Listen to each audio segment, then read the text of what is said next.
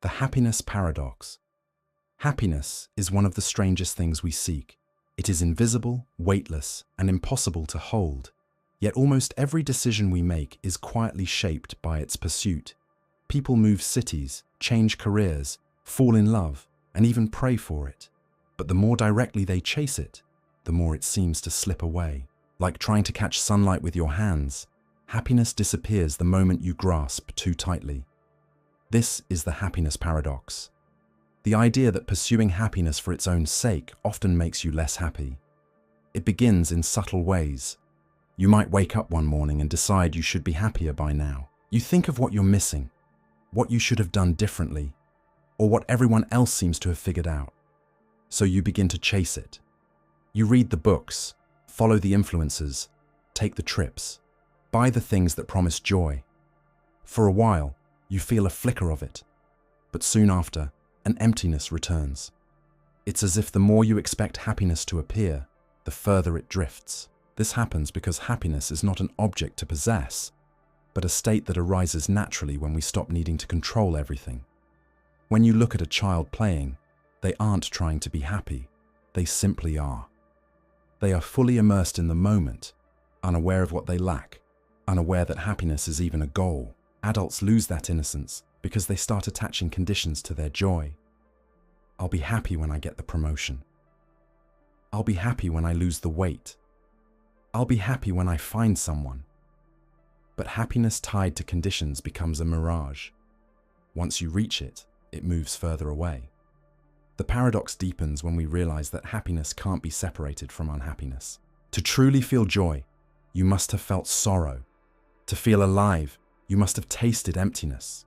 Yet society tells us to avoid sadness, to hide discomfort, to pursue only what is bright and effortless. But when you erase the shadows, the light loses its depth. You cannot appreciate warmth without ever knowing cold. Real happiness is born not from constant pleasure, but from wholeness, from accepting every emotion as part of being human.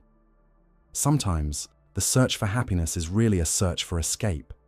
Escape from loneliness, from boredom, from silence. But when you run from discomfort, you also run from self-understanding. True happiness arises when you stop running, when you sit quietly and allow the stillness to unfold.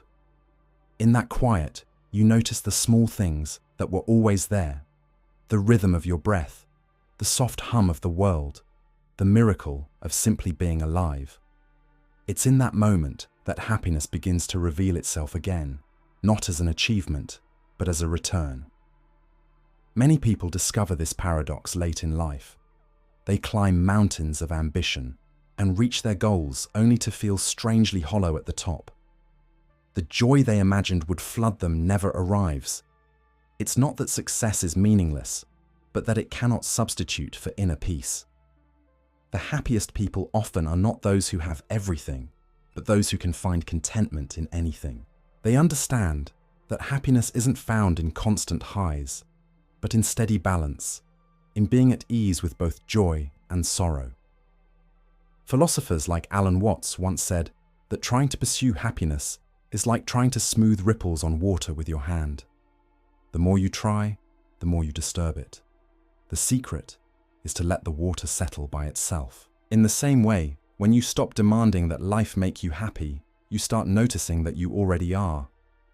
You begin to find joy in the ordinary, in a walk under soft rain, in the warmth of a blanket, in laughter that comes unexpectedly. You stop asking, "Am I happy?" and simply start living. There's a quiet wisdom in allowing happiness to find you, rather than the other way around. It happens in small moments, when you stop scrolling through the noise of the world and look up at the sky, when you stop rehearsing tomorrow and fully inhabit now. The paradox then unfolds beautifully.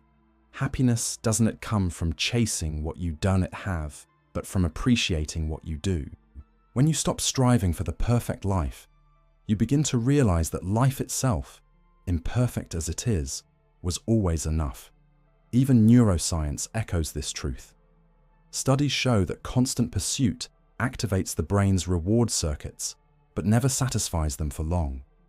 The anticipation gives you a dopamine rush, but the fulfillment quickly fades. leaving you craving more. It becomes a loop.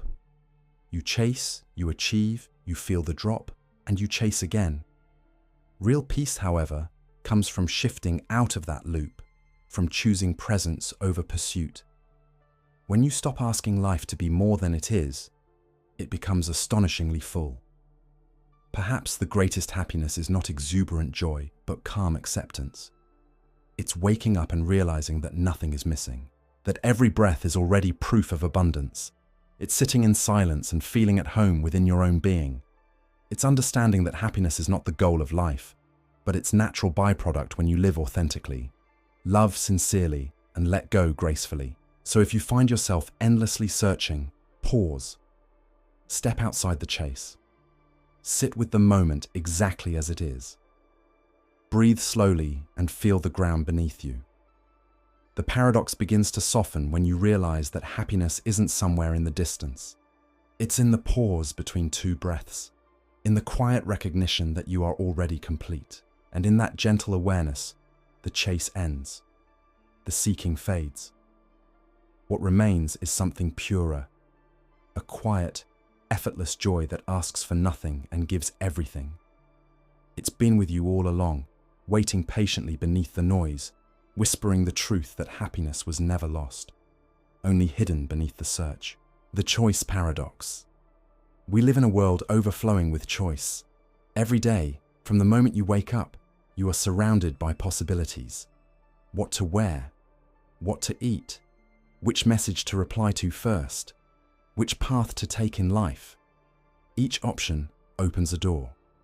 And yet, paradoxically, the more doors you see, the less free you begin to feel. What should have been a gift of abundance slowly becomes a burden of uncertainty. This is the paradox of choice, that the more options we have, the less satisfied we are with what we choose. Centuries ago, life was simpler. People didn't have 20 kinds of bread to pick from, or hundreds of careers to dream about. Their choices were limited, but their contentment was often deeper. There's an unexpected comfort in scarcity. When the possibilities are few, your attention rests peacefully on what you have. But when the world offers endless variety, your mind starts to imagine the paths not taken. Every yes creates 1,000 invisible no's, and somewhere inside you begins to wonder, what if one of those no's was the better life? It begins with something small. You walk into a store to buy a new jacket. Racks upon racks greet you. Leather, denim, synthetic blends, each in different colors, styles, and cuts. You pick one after half an hour, but as you walk away, you can't help but wonder if the other one, the one you almost chose, might have been a little better. The satisfaction fades, replaced by subtle doubt. Now multiply that feeling across every decision: what to study, where to live, who to love. Each choice becomes heavier, not because it's wrong, but because it excludes all the other possibilities that could have been. The paradox deepens when we realize that our freedom, the very thing we celebrate, can quietly become our cage. The modern world praises choice as the essence of liberty, yet this freedom often paralyzes us. We scroll endlessly, unable to decide what to watch. We browse through infinite profiles, unable to settle on a connection. We plan our lives with endless flexibility, yet feel more uncertain than ever about where we're headed. The abundance of choice creates the illusion of control, but control is not peace. Control breeds anxiety, because every decision now carries the haunting question: did I choose right? Psychologists call this decision fatigue. The mind, though capable of remarkable creativity, is easily drained by too much choice. When confronted with endless options, it becomes restless and scattered, unable to rest in contentment. Even when you finally choose, satisfaction doesn't last, because another possibility always lingers just beyond the edge of your awareness. The more you can have, the less you value what you already do. Freedom becomes fragmentation. Abundance becomes noise. This paradox is not merely about consumer decisions. It shapes how we experience life itself. In relationships, we fear commitment, because the world whispers that there might be someone better out there. In careers, we hesitate to specialize because another field always looks slightly more exciting.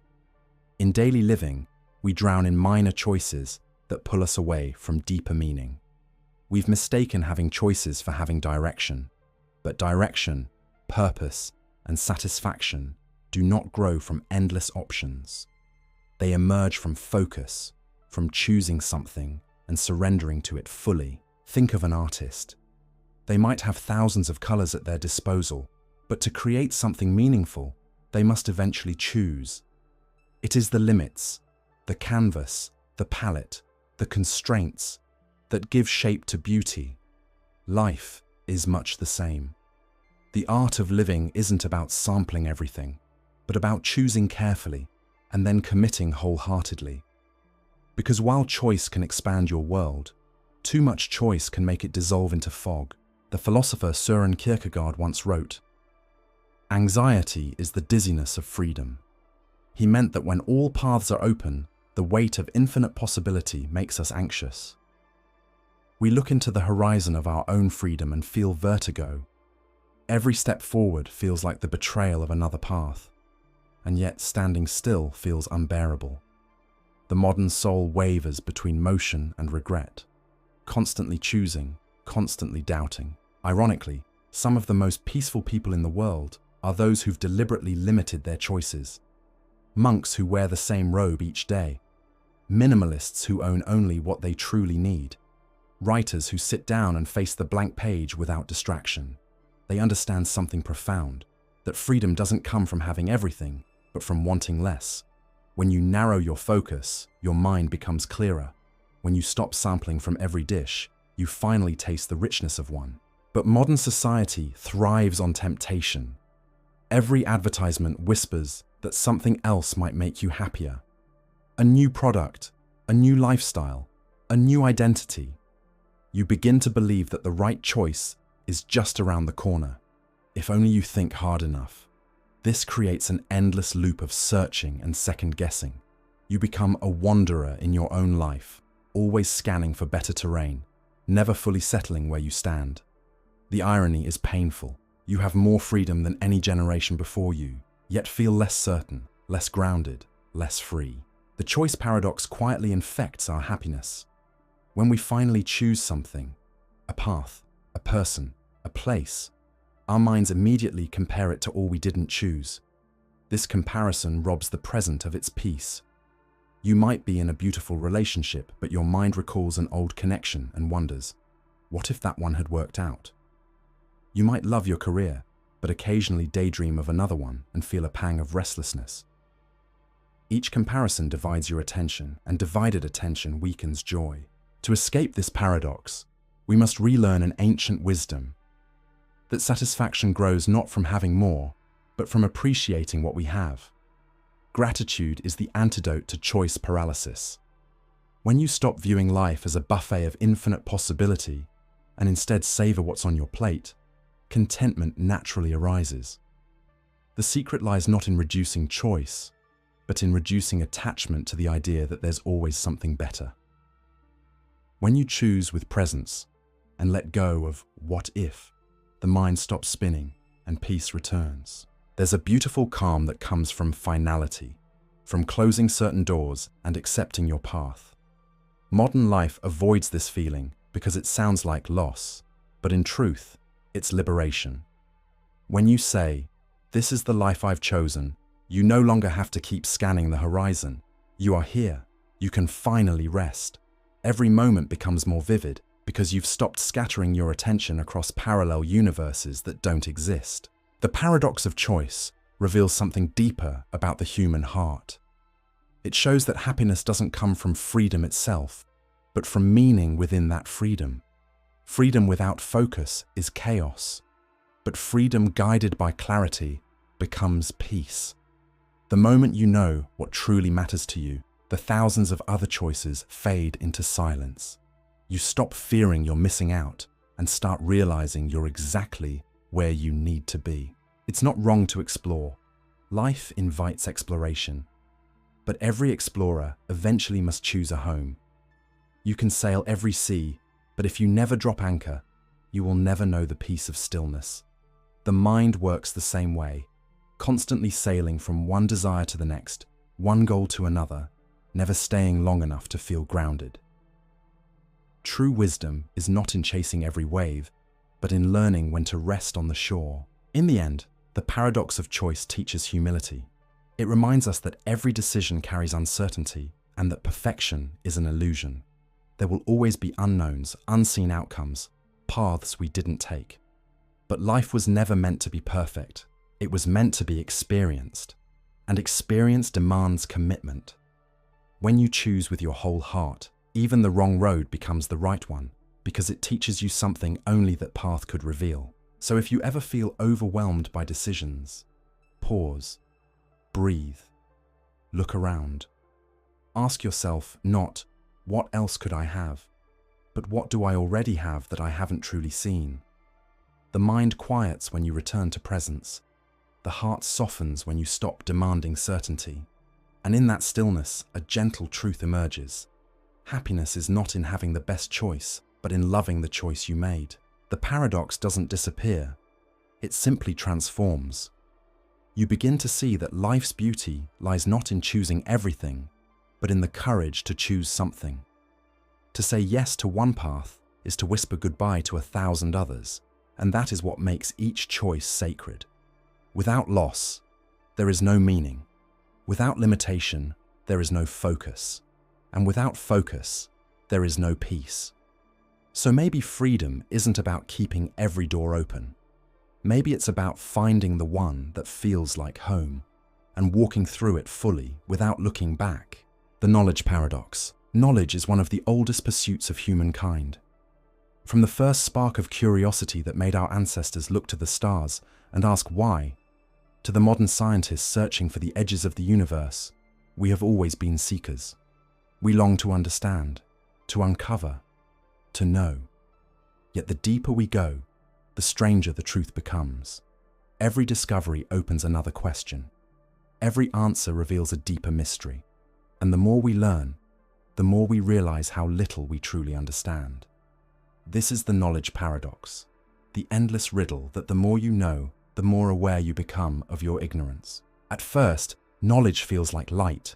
When you begin learning something new, a subject, a skill, a truth about life, the world expands, the unknown becomes familiar, and confusion gives way to clarity.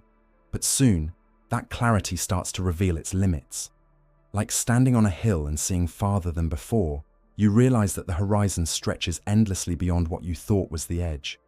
Every answer you reach only widens your view of how much remains hidden. Socrates understood this better than anyone. When he declared, "I know that I know nothing," it wasn't an admission of defeat. It was enlightenment. To know nothing was not ignorance, it was wisdom, the wisdom of humility. He saw that real understanding begins when you stop pretending to possess truth and start listening to mystery. The world's greatest thinkers, from Einstein to Lao Tzu, echoed the same idea. The universe is vast and our minds are small, yet in the acceptance of that smallness lies a deeper intelligence. The paradox begins quietly, like a shadow that grows as the light of knowledge expands. A beginner believes they know much. An expert knows they barely know anything. When you first learn a language, you're proud to form simple sentences. But as you advance, you see the infinite complexity beneath its structure, the nuance, the rhythm, the unspoken meanings that can't be captured in words. The deeper you go, the more you realize that understanding is not a destination, but an ever-receding horizon. This paradox humbles the ego. The mind loves certainty. It wants to label, categorize, define. It feels safe in knowing. But reality refuses to stay within our definitions. The universe is alive with paradox, contradiction, and mystery, a dance that cannot be reduced to logic alone. Every time we think we've mapped the truth, life shifts slightly and reveals a new layer. And so, the seeker becomes the student again, forever returning to wonder. Imagine standing in a vast library filled with infinite books. You begin reading one, then another, then another. And with each one you finish, you realize there are millions more you'll never touch. The shelves stretch into eternity, and the more you read, the smaller you feel. Yet somehow that humility doesn't crush you. It frees you, because you begin to see that the purpose of knowledge isn't to conquer the unknown, but to experience awe in its presence. The modern world worships information. We measure intelligence by what we can recall, how many facts we can store, how quickly we can solve. But information is not wisdom. You can fill your mind with endless data and still feel empty inside. True knowledge is not accumulation, it's transformation.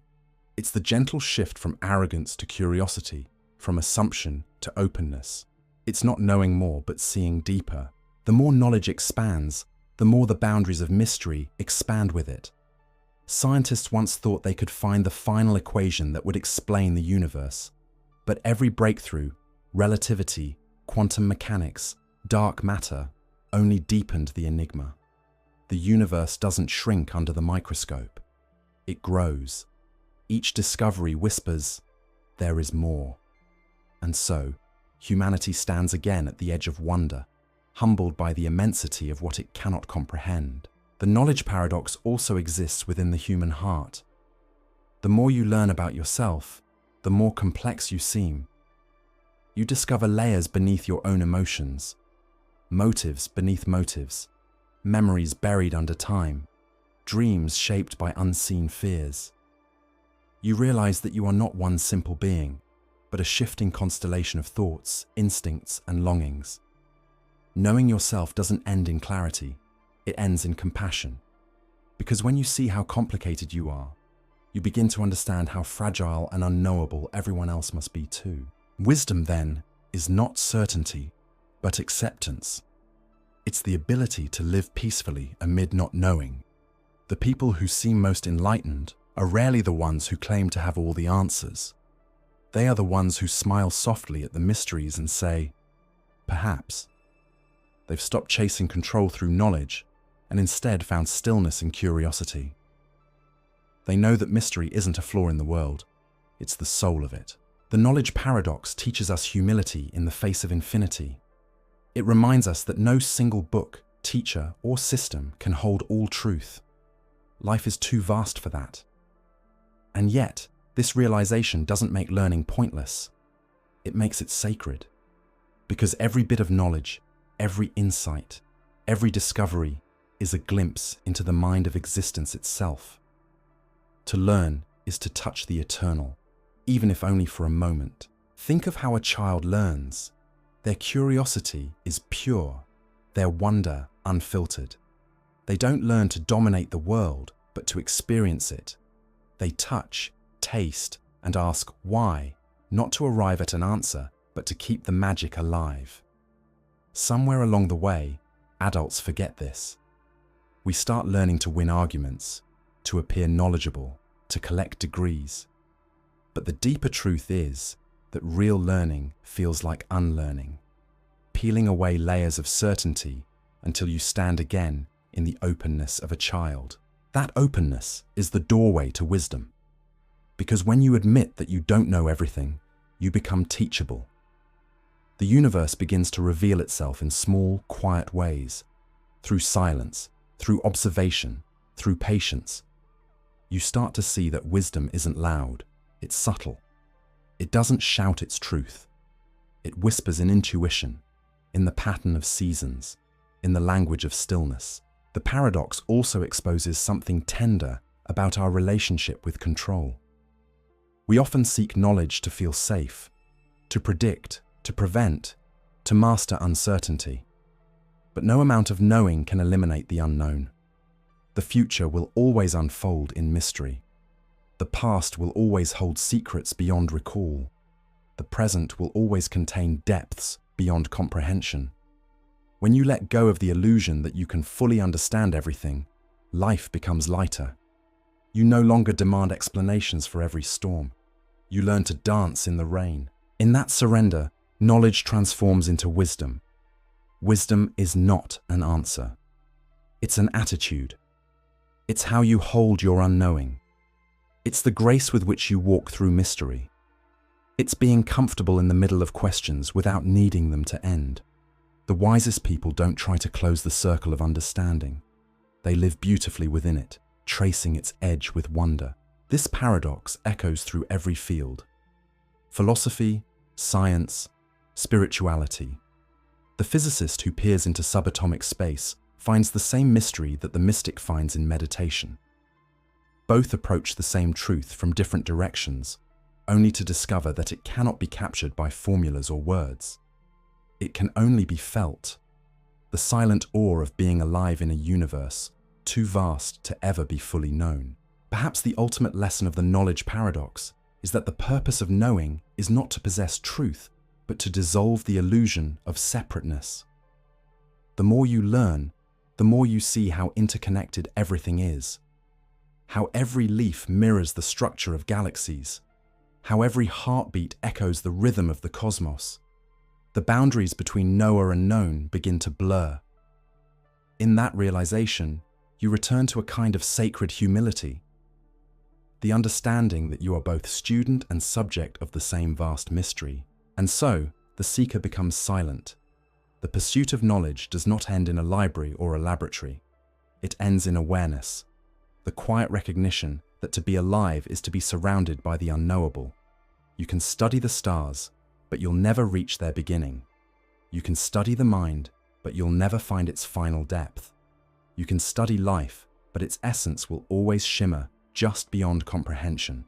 And that's the beauty of it.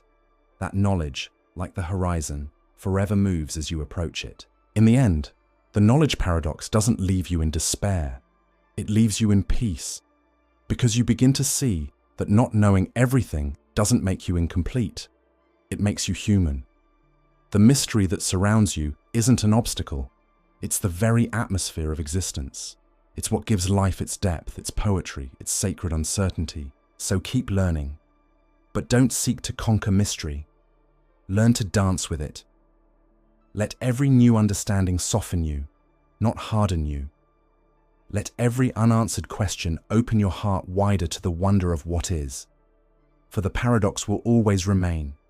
The wiser you become, the less you need to be right. The more you know, the more you fall in love with the unknown. The effort paradox. There's a strange tension in life.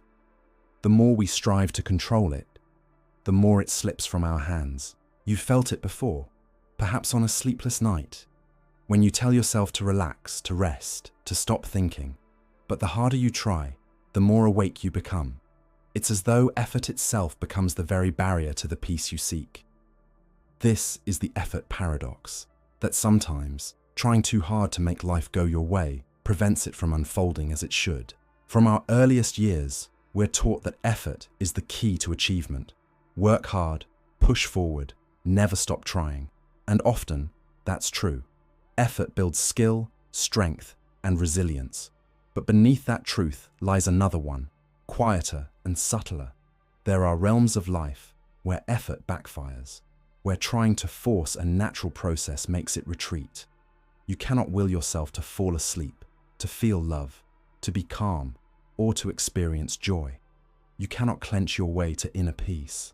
These states arrive when you stop demanding them. The paradox begins in the mind. When you tell yourself, "I must relax," you create pressure to achieve relaxation, and pressure is tension's twin. The very act of trying introduces resistance. The more you grasp for serenity, the more aware you become of its absence. Like ripples spreading in a pond, your effort stirs the stillness you long for.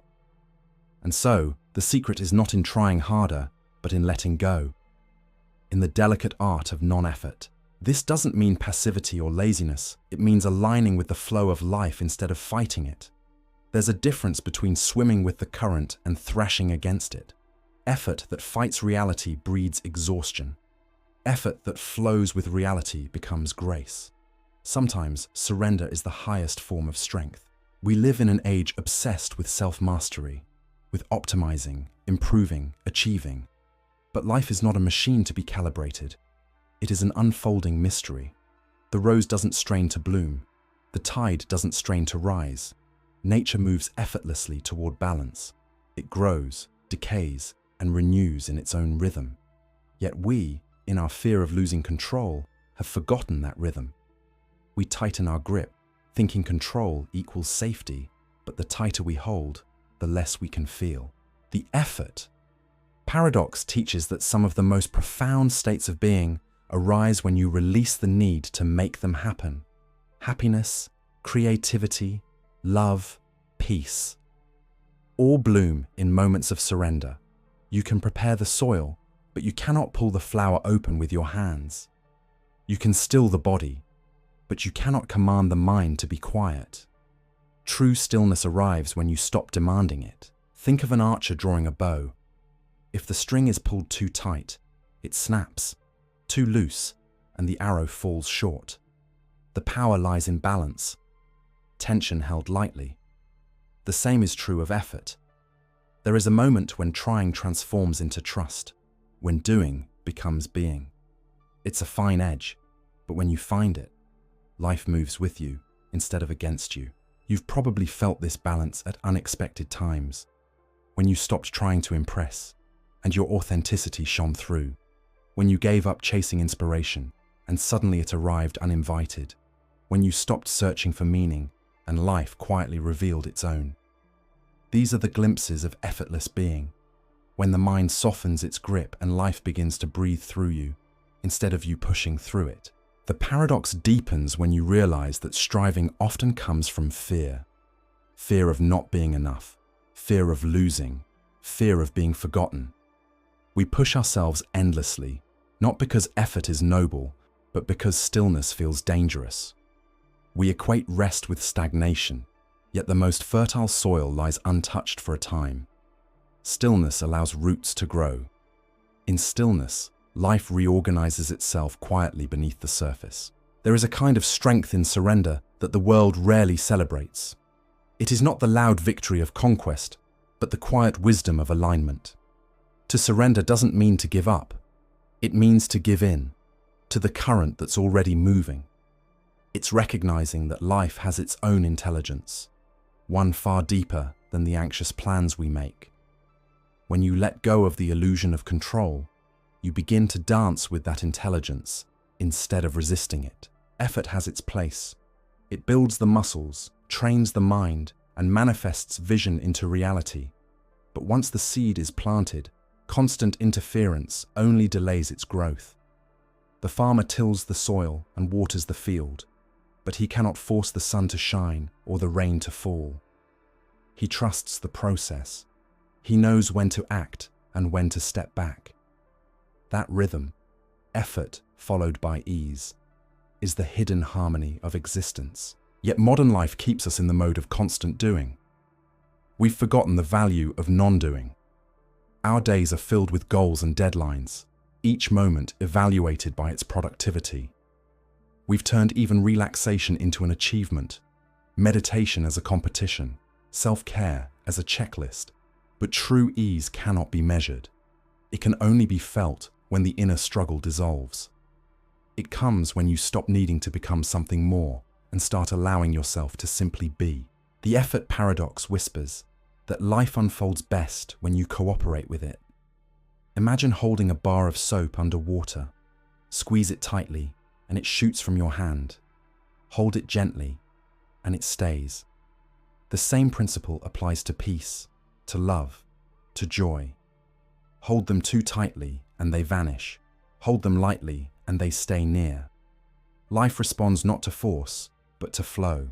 The greatest masters of calm have always spoken this truth. Lao Tzu wrote, "By letting it go, it all gets done. The world is won by those who let it go." The Buddha taught that clinging is the root of suffering. Even in modern philosophy, Alan Watts said, "Muddy water is best cleared by leaving it alone." All point to the same lesson, that wisdom is not found in constant doing, but in the courage to trust the natural unfolding of things. This doesn't mean life becomes effortless, but that your relationship with effort changes. You still work, still dream, still strive, but you do so without tension. The mind stops fighting what is. You begin to see that effort is not the opposite of ease. It's a rhythm that alternates between the two, like breathing, effort in the inhale, surrender in the exhale. Both are needed for balance. In truth, you cannot force peace because peace is your natural state. It exists beneath the layers of striving, waiting patiently for your attention to soften. The moment you stop pushing against life, you return to that state. You realize you were never meant to fight the current. You were meant to float, to glide, to trust. When you let go of over-efforting, something subtle awakens. A quiet awareness that you are not separate from life's unfolding. You are the unfolding. Every event, every emotion, every breath is part of the same current. You begin to see that what you were trying to control was never truly separate from you. It was always moving through you, shaping you, teaching you. Life doesn't need your constant interference. It only asks for your participation. There is beauty in this realization. It softens ambition into grace, turns control into cooperation, transforms pressure into presence. You start to see that success is not measured by how hard you try, but by how deeply you align. When you act from alignment, even great effort feels light. When you act from struggle, even small tasks feel heavy. Think of a musician lost in the flow of their music. Their hands move with precision, yet without conscious effort. They're not trying to play beautifully. Beauty plays through them. That is the state of effortlessness, not the absence of action, but the absence of resistance. It's when doing arises naturally from being. When life and the self are no longer at war, the effort paradox invites you to soften your grip on the world. It asks, what if the peace you're chasing will only appear when you stop chasing it? What if happiness is not the reward for control, but the result of surrender? What if all the effort to become something better is blinding you to the truth that you already are enough? In the end, this paradox returns you to simplicity. You see that not everything requires force. Some things need patience, trust, and stillness. The river doesn't rush to reach the ocean. It arrives there by flowing. The same is true of you. Your journey is not about forcing life to comply with your will, but about learning to move with its rhythm, to act when it's time, and to rest when it's not.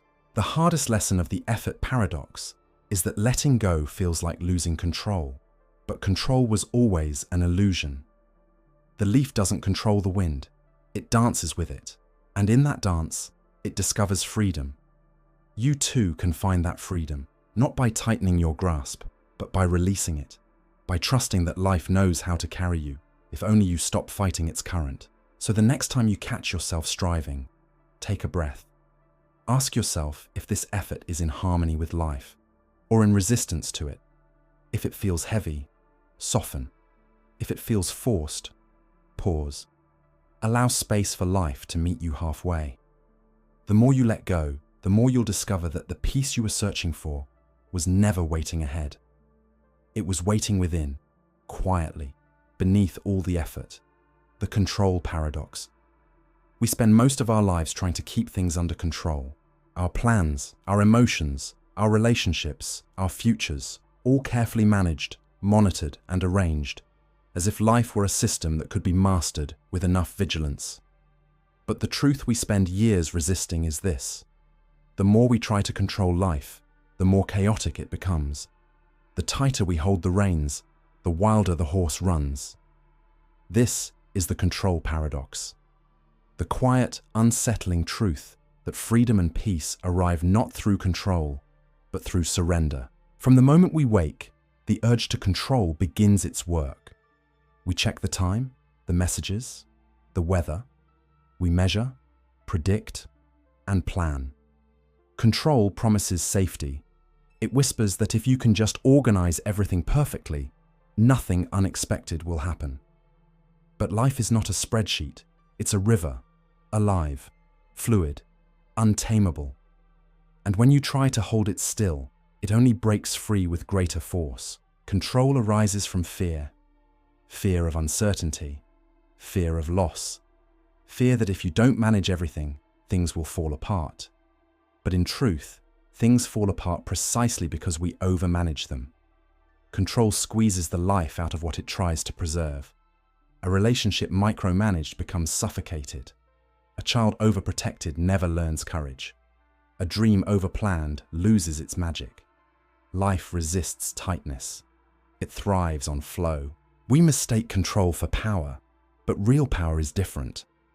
Real power comes from presence, from responding wisely to what unfolds, rather than forcing it into shape. Control is rooted in resistance. Power is rooted in trust. One tries to dominate life, the other collaborates with it. The paradox is that the more you let go, the more influence you actually have, because you begin to move with the current rather than against it. The control paradox reveals itself most clearly in the moments we're most desperate. You've likely felt it, that sense of tightening when things don't go as planned. You try harder to fix, to push, to make things obey your will. But the harder you push, the worse it gets. Emotions spiral, people pull away, circumstances tangle even more. Then, when you finally give up, when you exhale and whisper, "I can't do this anymore," something strange happens. The situation begins to resolve itself. Peace returns, not through control, but through release. It's as if life waits patiently for you to stop struggling. Like a mother holding her child too tightly. The more you clutch at what you love, the more it wriggles away. But when you open your arms and trust, what's meant to stay does. Control is born from distrust. The belief that life will betray you if you loosen your grip. But look closely. Hasn't life carried you through countless storms already? Even when plans failed, haven't you somehow continued, often arriving at places better than the ones you intended? There is a quiet intelligence in the flow of life that control can never improve upon. We try to control time, scheduling, rushing, planning, but time moves as it pleases. We try to control others, persuading, correcting, expecting, but people move by their own hearts. We try to control outcomes, rehearsing the future, fearing what might come. Yet the future unfolds with or without our permission. Control is an illusion that drains our energy while giving us nothing real in return. The more we cling to it, the more fragile we become. There's a certain exhaustion that comes from living this way. Always managing, always anticipating, always anxious. It's like trying to hold the ocean still with your hands.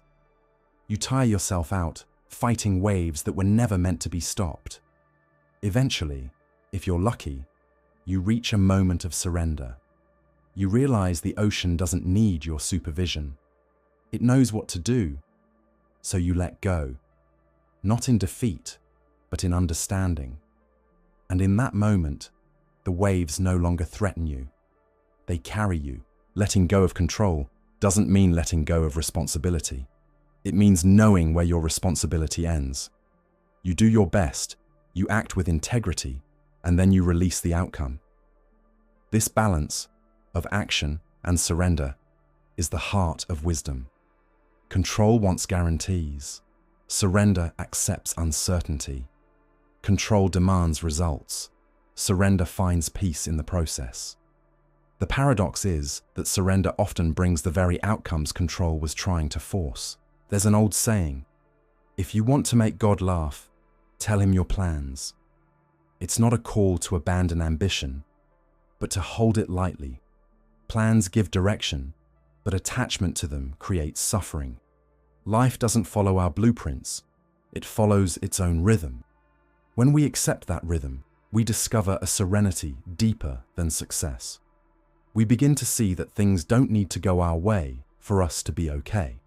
The need to control fades, replaced by quiet trust in the unfolding. Imagine a bird in flight. It doesn't control the wind, it uses it.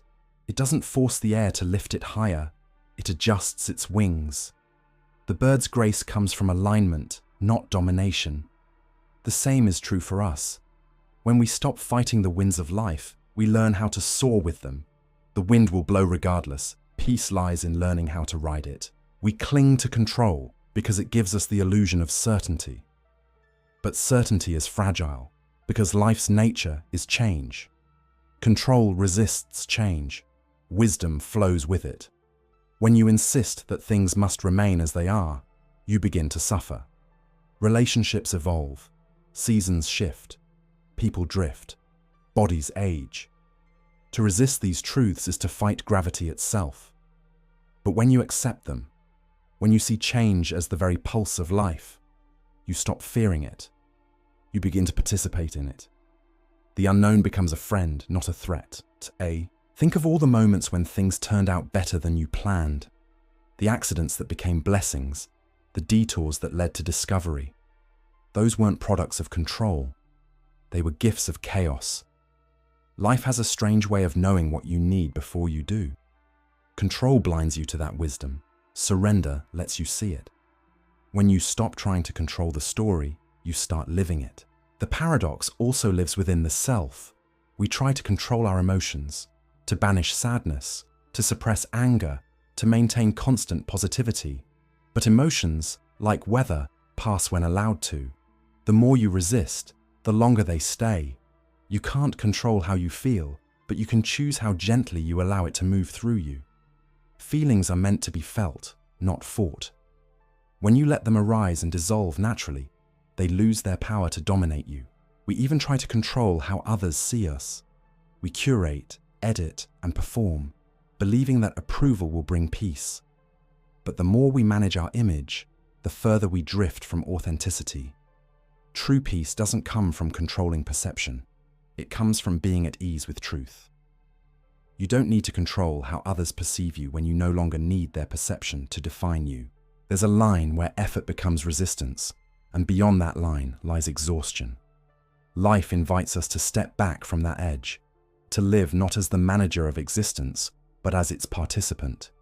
To trust that what is meant for you will not miss you, and what passes you by was never yours to hold. In that trust, you find freedom. The freedom to breathe, to adapt, to flow. The control paradox reminds us that uncertainty is not the enemy.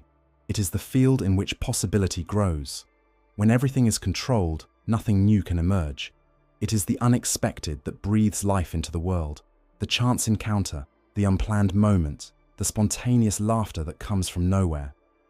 The heart of life beats strongest in what we cannot plan. To live peacefully with this paradox, you must learn the art of soft hands, to hold gently what you love, to release gracefully what must go. The more you practice this, the more alive you feel. Because the opposite of control is not chaos, it's trust. And trust is what turns fear into freedom. Trust doesn't guarantee comfort. It doesn't mean life will always be easy or predictable, but it means you no longer crumble when it isn't. You begin to sense that even in difficulty, life is guiding you somewhere important. The storm that frightens you may be the wind that clears your path. The failure that breaks your heart may be the teacher that awakens your soul. Life's wisdom often hides behind what looks like loss. Control blocks that wisdom. Surrender reveals it. So, the next time you find yourself tightening your grip on a situation, a person, or your own emotions, pause. Feel the tension in your body. Notice the fear underneath. And then, gently, loosen your hold. Let life breathe again. You'll feel a quiet shift, like air entering a sealed room. What you were trying to manage will start to move on its own, not because you forced it, but because you stopped standing in its way. The paradox will never vanish. We will always have the instinct to control, and life will always have its mysteries. But the beauty lies in balance. Act, plan, care, and strive, but hold it all lightly. Build your life, but let the wind pass through it. Control what you must, release what you cannot. Between the two lies serenity, and in that serenity, you finally discover the truth. You never needed to control life to feel safe. You only needed to trust that it was already holding you. The freedom paradox. Freedom. The word itself feels like an open sky. For centuries, it has been the dream of nations, the heartbeat of revolutions, the promise that fueled countless struggles. To be free has always meant to be alive, to move without restraint, to choose one's path, to shape one's destiny. Yet somewhere along the way, freedom became something else. What was once a sacred flame of liberation has turned into an endless chase for more. More options, more pleasure, more autonomy, more control. And in that chase, a strange irony has unfolded. The more freedom we gain, the less free we feel. This is the freedom paradox. That unlimited choice can quietly become another form of imprisonment.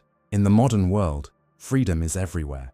You can speak your mind, travel across continents, reinvent your identity, and access limitless information at the touch of a screen. The boundaries that once confined humanity have dissolved. Yet this abundance hasn't brought peace. Instead, it has created a restlessness that never ends, a constant hum of dissatisfaction that whispers, you could be doing something else, somewhere else, with someone else. The modern mind, surrounded by endless options, can no longer rest. We once fought for freedom from external chains, kings, tyrants, systems. Today, our chains are invisible. They come disguised as endless opportunity. We are free to choose but paralyzed by the weight of choice.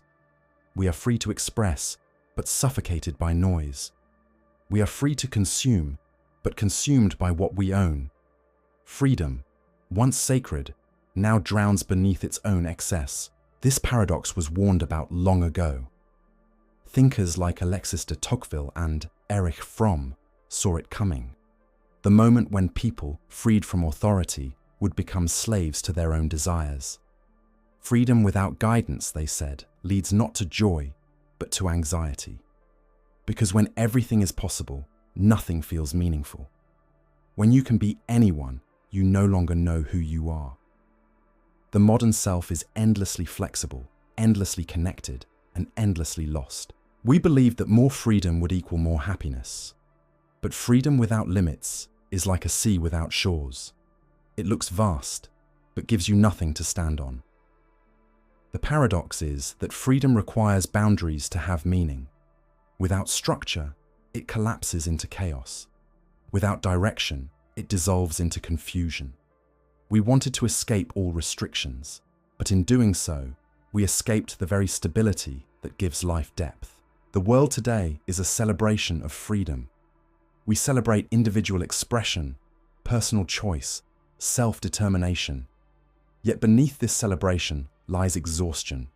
We are told we can be anything, but that promise has quietly become a demand. You must design your perfect life, curate your perfect image, and constantly optimize yourself. Freedom, in its modern form, has become a performance. We are not free to simply be. We are free to constantly reinvent ourselves, and the performance never ends. Technology amplifies this paradox.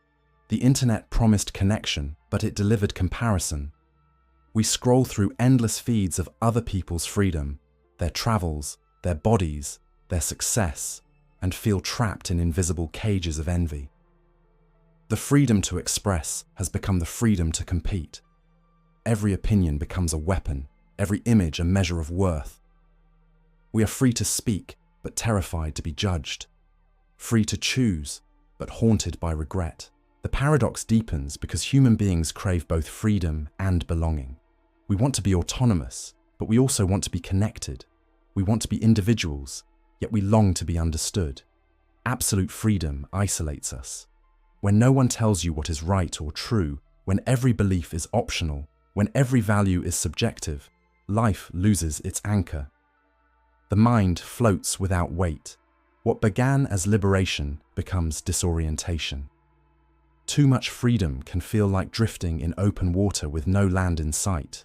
This is why ancient cultures always balanced freedom with discipline. Freedom of the spirit, anchored in moral order. They knew that liberty without virtue decays into chaos. Modern society, in rejecting constraint, has forgotten this balance. We broke the old hierarchies but never replaced them with meaning. The result is a generation adrift. Free but anxious, connected but lonely, liberated but longing for structure. We are drowning in our own autonomy. To be truly free is not to do whatever you want, it is to know what you want. And that is where modern freedom falters. It multiplies choices without deepening wisdom. You can chase 1,000 paths, but without purpose, each one feels empty. The paradox is that the more directions you can go, the harder it becomes to move at all. You wander from one pursuit to another, one pleasure to the next, mistaking motion for meaning. We call this progress, but it often feels like spinning. Every app, every advertisement, every ideology tells you to choose more, buy more, want more, but each choice leads to another, and the cycle never ends. Freedom, which was meant to expand the soul, has turned into a treadmill that never stops. The more you chase fulfillment, the more it recedes into the distance. You are free to pursue happiness, and condemned to keep pursuing it forever. The paradox isn't just cultural, it's psychological. The mind, when given unlimited choice, becomes restless. It begins to imagine all the other possibilities, all the alternate lives it could be living. The present moment becomes unbearable because the imagination is always comparing it to something else. Even in abundance, the mind feels poor. Even in comfort, it feels trapped. The problem isn't the lack of freedom, it's that freedom has no center. True freedom, paradoxically, comes from choosing limits. The artist who commits to one medium, the monk who embraces silence, the parent who devotes themselves to love. Each accepts a form of limitation, and through it discovers depth. Freedom without direction is like wind without a sail. It moves everything, but carries nothing home. The wisest people are those who have learned to channel their freedom, not drown in it. We confuse liberation with expansion, but sometimes liberation means narrowing, cutting away distractions until only the essential remains. To simplify is to become free. To know your path is to be unburdened. The modern mind, pulled in 1,000 directions, is never truly free because it is never truly still. It mistakes options for peace, but peace is found only in focus, in saying yes to one thing and no to everything else. Even our relationships reflect this paradox. We fear commitment because we think it limits freedom, but commitment is what gives freedom its shape. The vow, the promise, the chosen path. These are the boundaries that give love and life their power. Without commitment, everything remains temporary and nothing can grow roots. Freedom without devotion becomes emptiness. Societies mirror this truth. When freedom expands without shared meaning, the social fabric begins to fray. We become a world of isolated selves, each pursuing private happiness, disconnected from the whole. Real freedom is not isolation. It is participation. It is the recognition that your liberty is tied to others. The paradox of modern liberty is that it glorifies the individual while eroding the sense of belonging that makes individuality meaningful. The ancients understood this intuitively. In Stoicism, true freedom was inner mastery, freedom from the tyranny of desire. In Taoism, it was harmony with the natural order. In Buddhism, it was freedom from attachment. All pointed to the same truth, that freedom is not about external options, but about internal liberation. When you are ruled by craving, fear, and comparison, you may be outwardly free, but inwardly bound. And when you find peace within, even the narrowest life feels limitless. Perhaps this is what modern society has forgotten. That freedom is not the removal of all boundaries, but the alignment with the right ones. To be free is not to have infinite roads, but to walk one road fully. It is to live with intention, not indulgence. It is to know what matters, and to stop being distracted by everything that doesn't. The freedom paradox invites us to question what kind of freedom we truly seek. The freedom to escape, or the freedom to belong. The freedom to consume endlessly, or the freedom to need less. The freedom to choose endlessly, or the freedom to rest in what we have chosen. In chasing the first, we lose the second. The modern world is loud, but freedom's truest form is quiet. It doesn't shout for attention. It doesn't demand applause. It feels like stillness, like clarity, like the weight of unnecessary desire falling away. It's the kind of freedom that comes when you no longer need to be everywhere, or have everything, or please everyone. It's the freedom of enough. So perhaps the task now is not to fight for more freedom, but to rediscover what to do with the freedom we already have. To stop mistaking endless options for fulfillment. To understand that the sky is beautiful not because it's infinite, but because it gives space to the stars. When you accept limits, when you define your values, your priorities, your purpose, you are not closing your world. You are deepening it. You are no longer pulled in every direction. You are anchored. You are free. Because freedom was never about having everything. It was about knowing what truly matters and letting the rest go. The success paradox. Everyone wants to succeed. It seems natural to grow, to improve, to become something more than we are. From childhood, we are told to aim higher, to win, to achieve. We are taught that success is the measure of a meaningful life. But the further we travel toward that shining horizon, the more we begin to sense a quiet unease. Success, once imagined as the source of joy, often brings anxiety, comparison, and emptiness. The more we chase it, the more it retreats. This is the success paradox. That true success only reveals itself when you stop running after it. At first, the chase feels thrilling. You set your goals, make your plans, work hard. Each victory feels sweet. The promotion, the applause, the validation. For a moment, you believe you've arrived. But soon, that satisfaction fades and the hunger returns. There's always another goal, another mountain, another standard. You climb higher, but peace never follows. What you thought was fulfillment was only relief. Relief from fear, from doubt, from the gnawing feeling of not yet being enough. Success, as the world defines it, is built on comparison. It whispers that your value depends on how high you stand above others, how much you earn, how much you own, how much you are admired. But comparison is a game that has no finish line. There will always be someone higher, faster, richer, or more celebrated. To play that game is to spend your life chasing a shadow. The moment you catch it, it disappears. The paradox deepens when you realize that success is not an external condition, but an internal experience. We chase outer victories to fill inner gaps, the need to be seen, loved, respected. But no achievement can truly meet those needs, because they are emotional, not material. You can fill your home with trophies and still feel unseen. You can earn the world's praise and still feel unloved. The more you expect external success to heal an internal wound, the wider that wound becomes. Real success, paradoxically, begins with surrender, with stepping off the treadmill of endless striving. It doesn't mean giving up on excellence or growth. It means redefining what winning really means. When you stop chasing the illusion of status, you begin to see that success was never out there waiting. It was within you all along, in peace of mind, in self-respect, in gratitude for what already is. The more you chase recognition, the more you hand your worth to others. You begin living in mirrors, always reflecting, never being. The crowd's applause becomes your heartbeat. When they cheer, you feel alive. When they turn away, you feel invisible. But the applause was never yours to keep. The world moves on quickly.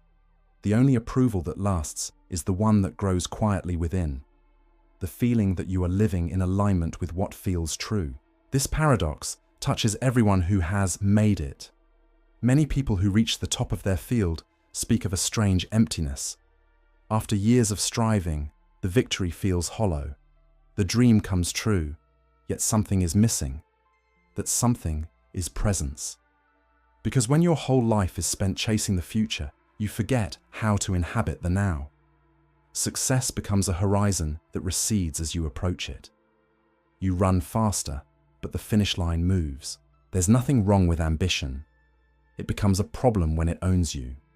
Healthy ambition grows from curiosity and creativity, the joy of expressing your gifts. Unhealthy ambition grows from fear, the need to prove yourself. The first expands life, the second exhausts it. When success is driven by insecurity, it becomes a form of escape.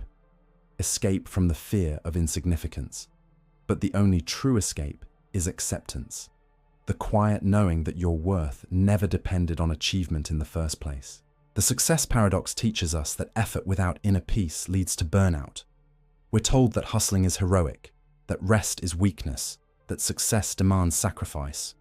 But what good is winning the world if you lose your joy along the way? A life without balance is a victory without meaning. The real strength lies not in constant striving, but in knowing when to stop, when to breathe, when to simply be. You can see this truth in nature. A tree doesn't hurry to grow, it expands according to its rhythm. Patient, steady, trusting the seasons. It does not compare itself to the tree beside it. It doesn't rush to bear fruit or demand recognition for doing so, yet it fulfills its purpose perfectly. Human beings forget this. We measure ourselves against timelines, forgetting that every soul blooms in its own season. To force growth is to weaken the roots. The modern world has turned success into spectacle. Social media magnifies it, wrapping it in glitter and applause. You see the highlight reels of others' lives and feel inadequate by comparison. But remember, you are comparing your behind the scenes to someone else's final cut. Success displayed is not success lived. True success needs no announcement. It radiates quietly from contentment. There comes a point in every life when you begin to ask different questions. Instead of, how far can I go? You start asking, why am I going there? Instead of, what more can I achieve? You begin to wonder, what am I becoming? Success measured by accumulation eventually collapses under its own weight. But success measured by depth, by how deeply you've loved, learned, and lived, expands forever. There's a moment of awakening that happens when you realize you don't need to chase. You can still pursue excellence, still create, still dream, but without attachment. You act not to prove your worth, but to express it. You do not climb to escape emptiness. You move because life itself moves through you. This shift changes everything. Work becomes art, ambition becomes purpose, achievement becomes gratitude. True success feels quiet. It doesn't shout or compete. It feels like alignment, when your actions match your values, when your outer life mirrors your inner truth. It's the peace of waking each morning knowing you're living in integrity, that peace cannot be bought and it cannot be taken from you. It's the success that remains when the titles fade, when the applause stops, when the world forgets your name. The paradox is that the more you stop grasping, the more success naturally flows toward you. When you release the tension of need, you become open to inspiration. When you stop trying to control outcomes, you create space for possibility. The best work, the most meaningful art, the most lasting achievements, they all arise from ease, not from desperation. They emerge when effort and surrender meet in balance. Consider the great masters, the poet, the craftsman, the healer. They didn't chase fame, they followed devotion. They poured themselves into their craft not to be recognized, but because it felt sacred.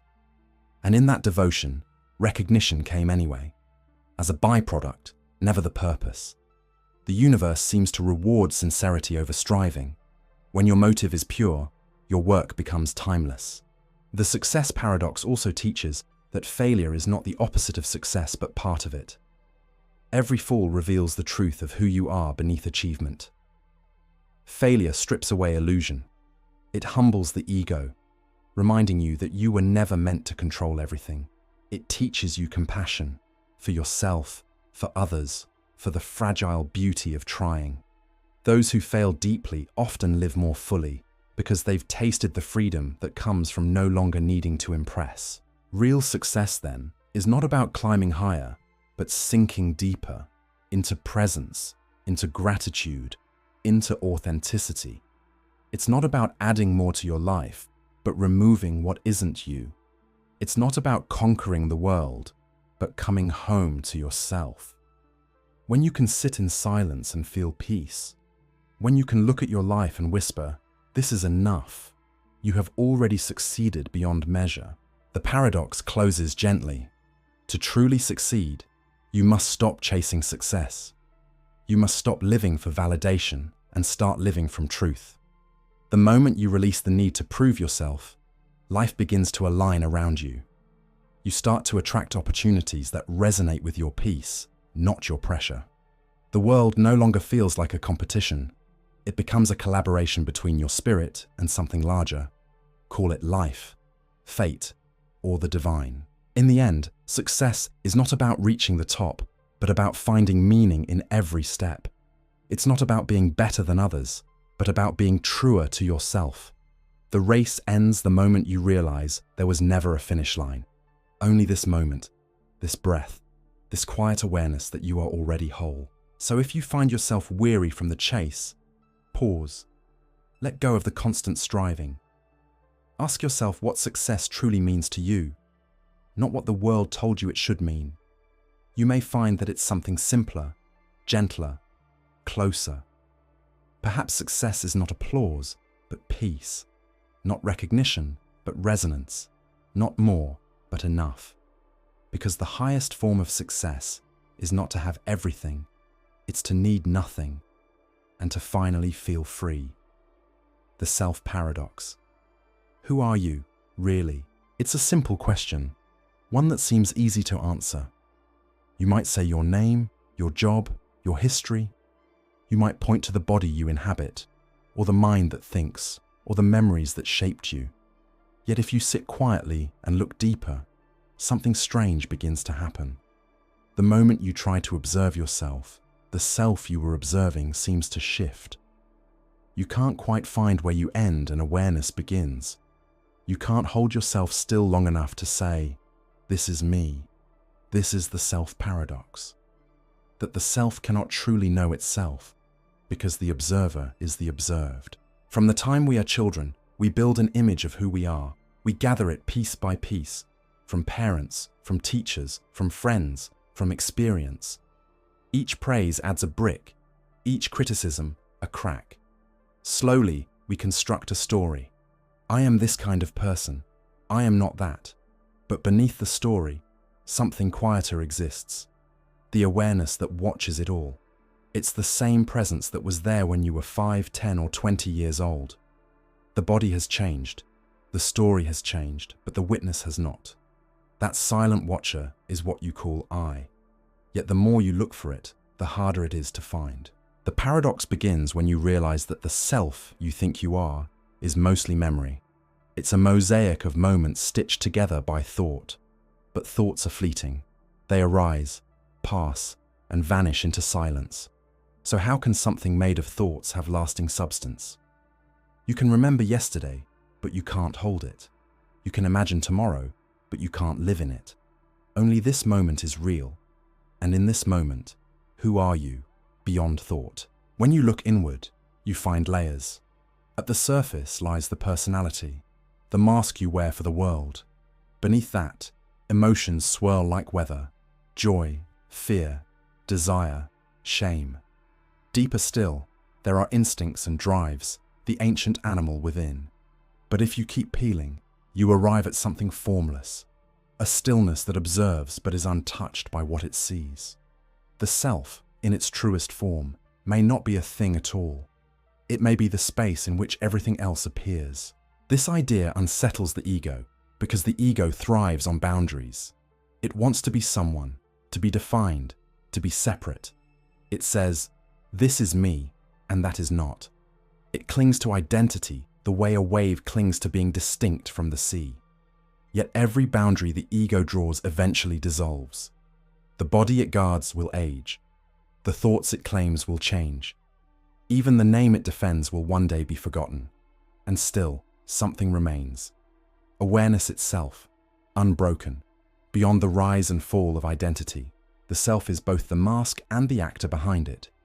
It is the story being told and the silence that holds the story. This is what makes the self paradox so profound. You are the thinker, but also the awareness of thought. You are the dreamer, but also the witness of the dream. When you say I, which part are you referring to? The shifting surface or the vastness beneath it? Throughout history, philosophers and mystics have wrestled with this mystery. The Buddha taught that the self is an illusion, a collection of sensations, perceptions, and thoughts mistaken for a single entity. Socrates urged, "Know thyself." But perhaps he knew that true self-knowledge ends in humility, because the one who knows and the one who is known can never fully meet. The Upanishads of India called the self Atman, the spark of the infinite, beyond body and mind. And modern thinkers, from Alan Watts to Carl Jung, each tried in their own way to bridge the gap between the personal and the universal self. The paradox grows clearer when you try to observe your own mind. Sit still, close your eyes, and watch your thoughts arise. One thought says, "I am thinking," but who is noticing that thought?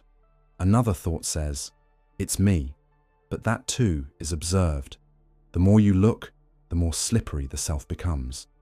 You cannot stand outside yourself to see what you are, because the act of seeing changes what is seen. You are both subject and object, seer and seen, an endless mirror reflecting itself. And yet, in that reflection, there is beauty. The impossibility of knowing yourself completely is what keeps life mysterious, alive, fluid. If you could define yourself absolutely, you would be trapped in that definition forever. Growth would end. But because you cannot, you remain free. Free to change, to evolve, to become. The paradox that limits you also liberates you. Most people live as though the self was solid, something to protect, polish, and project. We defend our opinions as if they were our essence and chase validation to strengthen our reflection in the eyes of others. But the self that needs defending is only a temporary construction. It's like a costume we forget we're wearing. We fight to preserve it, unaware that the one who wears it cannot be harmed. The pain of life often comes from clinging to a fixed sense of self. When we believe, "I am this kind of person," we resist everything that contradicts it. But life keeps changing, and it keeps challenging our identities. The parent becomes the child. The strong become fragile. The certain become uncertain. Every experience that breaks the image of who you thought you were is an invitation to discover the deeper self that lies beyond definition. The paradox is not meant to confuse you. It is meant to awaken you. Because the moment you stop trying to pin yourself down, you begin to feel something vast, a presence that is alive in every breath, every sensation, every thought. It doesn't need a name. It doesn't need approval. It simply is. That presence is what some call spirit or consciousness or the soul. It is the silence behind the voice in your head.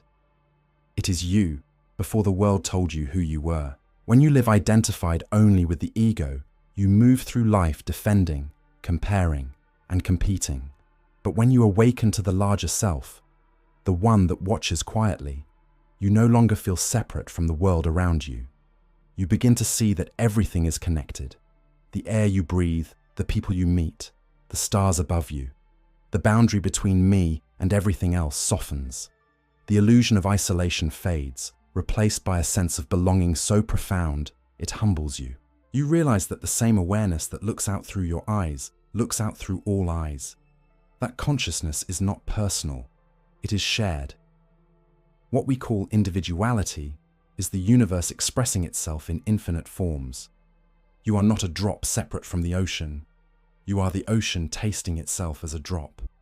The self that once seemed small and fragile expands beyond imagination, dissolving into something eternal. And yet, you still exist as a person. You still have preferences, dreams, memories. The paradox is that you are both finite and infinite, both the wave and the sea. To deny either is to misunderstand yourself. The path is not to reject individuality, but to wear it lightly, knowing it is temporary. When you play your role without believing it is the whole of who you are, life becomes a dance instead of a struggle. This realization brings peace.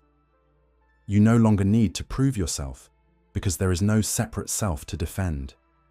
You no longer need to cling because nothing real can be lost. You move through the world with quiet confidence, not because you found who you are, but because you've accepted that you cannot be reduced to a definition. The mystery becomes your home. In the stillness of that understanding, a new kind of freedom arises. You are no longer trapped in your story. You can forgive easily because you no longer take offense personally. You can love deeply because you no longer fear loss. You can fail, fall, and begin again because the self that fails is not the one that truly is. The drama of life continues, but you are no longer caught inside it. You are watching it unfold with gentle curiosity. The self-paradox teaches that what you are seeking, identity, peace, meaning, cannot be found by searching outward or even inward in the usual sense. It is found in the pause between thoughts, in the silence after the question, in the simple awareness of being. When you stop trying to define yourself, you start to experience yourself. You realize that I am is enough. It doesn't need a predicate. In time, this understanding changes the way you live.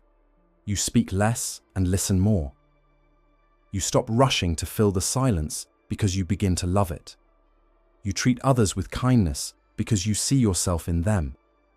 The boundaries that once separated self from world soften into a quiet unity. Life, in all its forms, begins to feel like an extension of the same presence looking through your own eyes. You cannot solve the self-paradox. You can only awaken within it. You can stop trying to answer the question, who am I, and start living as the question itself. The answer, if there is one, is not a sentence, but a state, a calm awareness that expands and contracts, dances and rests, lives and lets go. So when you next look in the mirror, don't search for an identity. See instead the mystery looking back, the consciousness that watches you, that cannot be captured, that was here before the reflection appeared. Smile at it. It is you, and yet not only you, because in the end, the paradox reveals its gentle truth. You are not merely the story of your life. You are the awareness in which that story unfolds, and that awareness has no beginning and no end. The love paradox. Love is the most beautiful feeling we know. It's the force that moves people to sacrifice, to create, to heal, and to endure. It's what poets have written about for centuries, what philosophers have tried to define, and what every heart, in some way, longs to experience. Love feels like the answer to everything, and yet it carries within it a contradiction so deep that it humbles even the strongest soul. Because to truly love someone, you must let them go. To hold love tightly is to lose it. This is the love paradox. That love, the thing we want most to keep, only survives through freedom. At first, love feels like a miracle. You meet someone and for a time, the world sharpens into color. Ordinary moments become sacred. A walk, a conversation, a shared silence. They all shimmer with meaning. You feel seen in a way you've never been seen before, and in seeing them, you begin to rediscover yourself. Love makes you more alive, more open, more whole. But beneath that beauty lies the seed of fear, the fear of losing what you've found. That fear changes love's shape. Slowly, without noticing, you begin to grasp. You start to protect it, to define it, to own it. You imagine that love can be preserved through control, through promises, through conditions, through possession. But love, by its nature, resists ownership. It is not a cage, it is a current. The moment you try to hold it still, it begins to fade. You cannot command love to stay. You can only invite it to flow. This is the paradox that breaks so many hearts. The very instinct to protect love can destroy it. You love someone so deeply that you want to make sure they never leave, never change, never drift. Yet love is alive, and what is alive must move, must evolve, must breathe. When you try to fix it in place, you are no longer loving. You are holding an image of love, a memory of what once was. The living heart has already moved on. True love asks for trust. Not the kind built on rules, but the kind born from understanding. It says, I will not trap you to keep you near. I will love you enough to let you be free. That freedom is terrifying because it gives no guarantees. But love without freedom is not love. It's fear disguised as devotion. The paradox is that when you stop clinging, love deepens.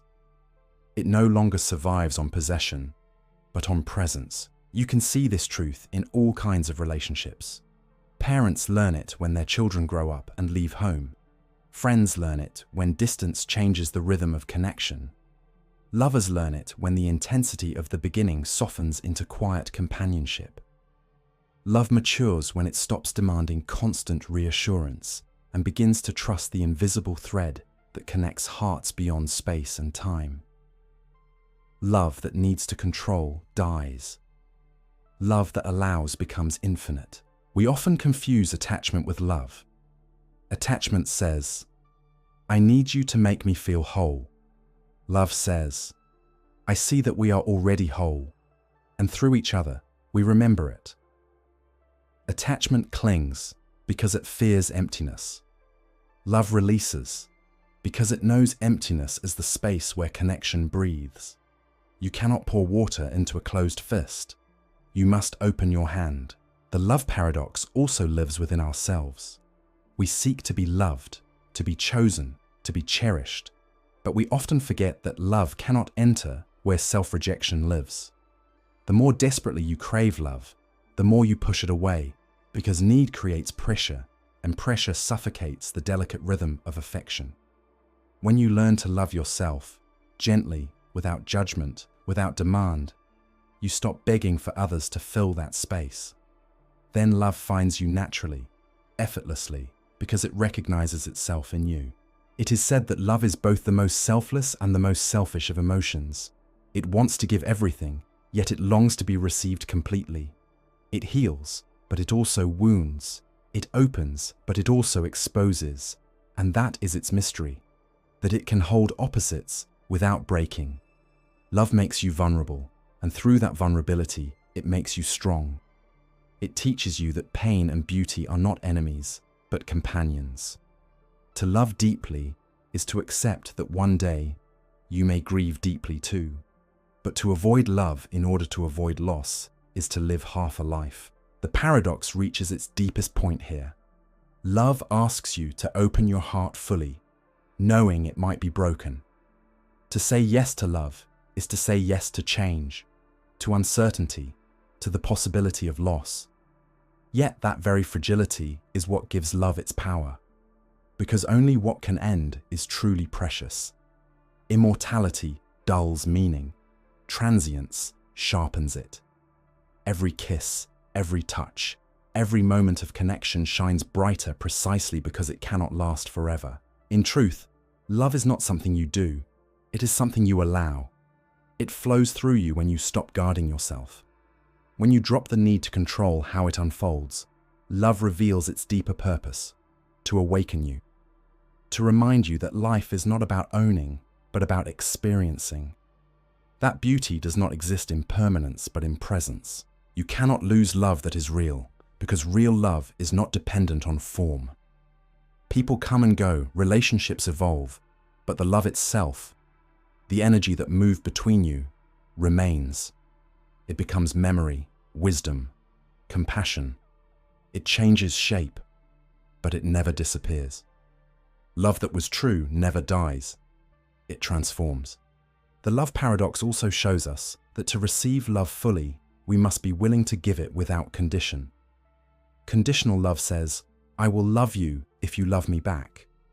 True love says, I love you because it is my nature to do so. It is not a transaction. It is an expression. The greatest joy of love is not in being loved, but in loving, in allowing that warmth to move through you, even if it is not returned. The ego resists this, but the soul understands it. Because love is not about ownership. It's about becoming an instrument through which life expresses its tenderness. And so, when love seems to slip away, it may not be leaving you. It may simply be changing its form. The lover becomes the memory that still softens you. The heartbreak becomes the lesson that deepens you. The distance becomes the space where gratitude grows. Love, in its highest form, does not end.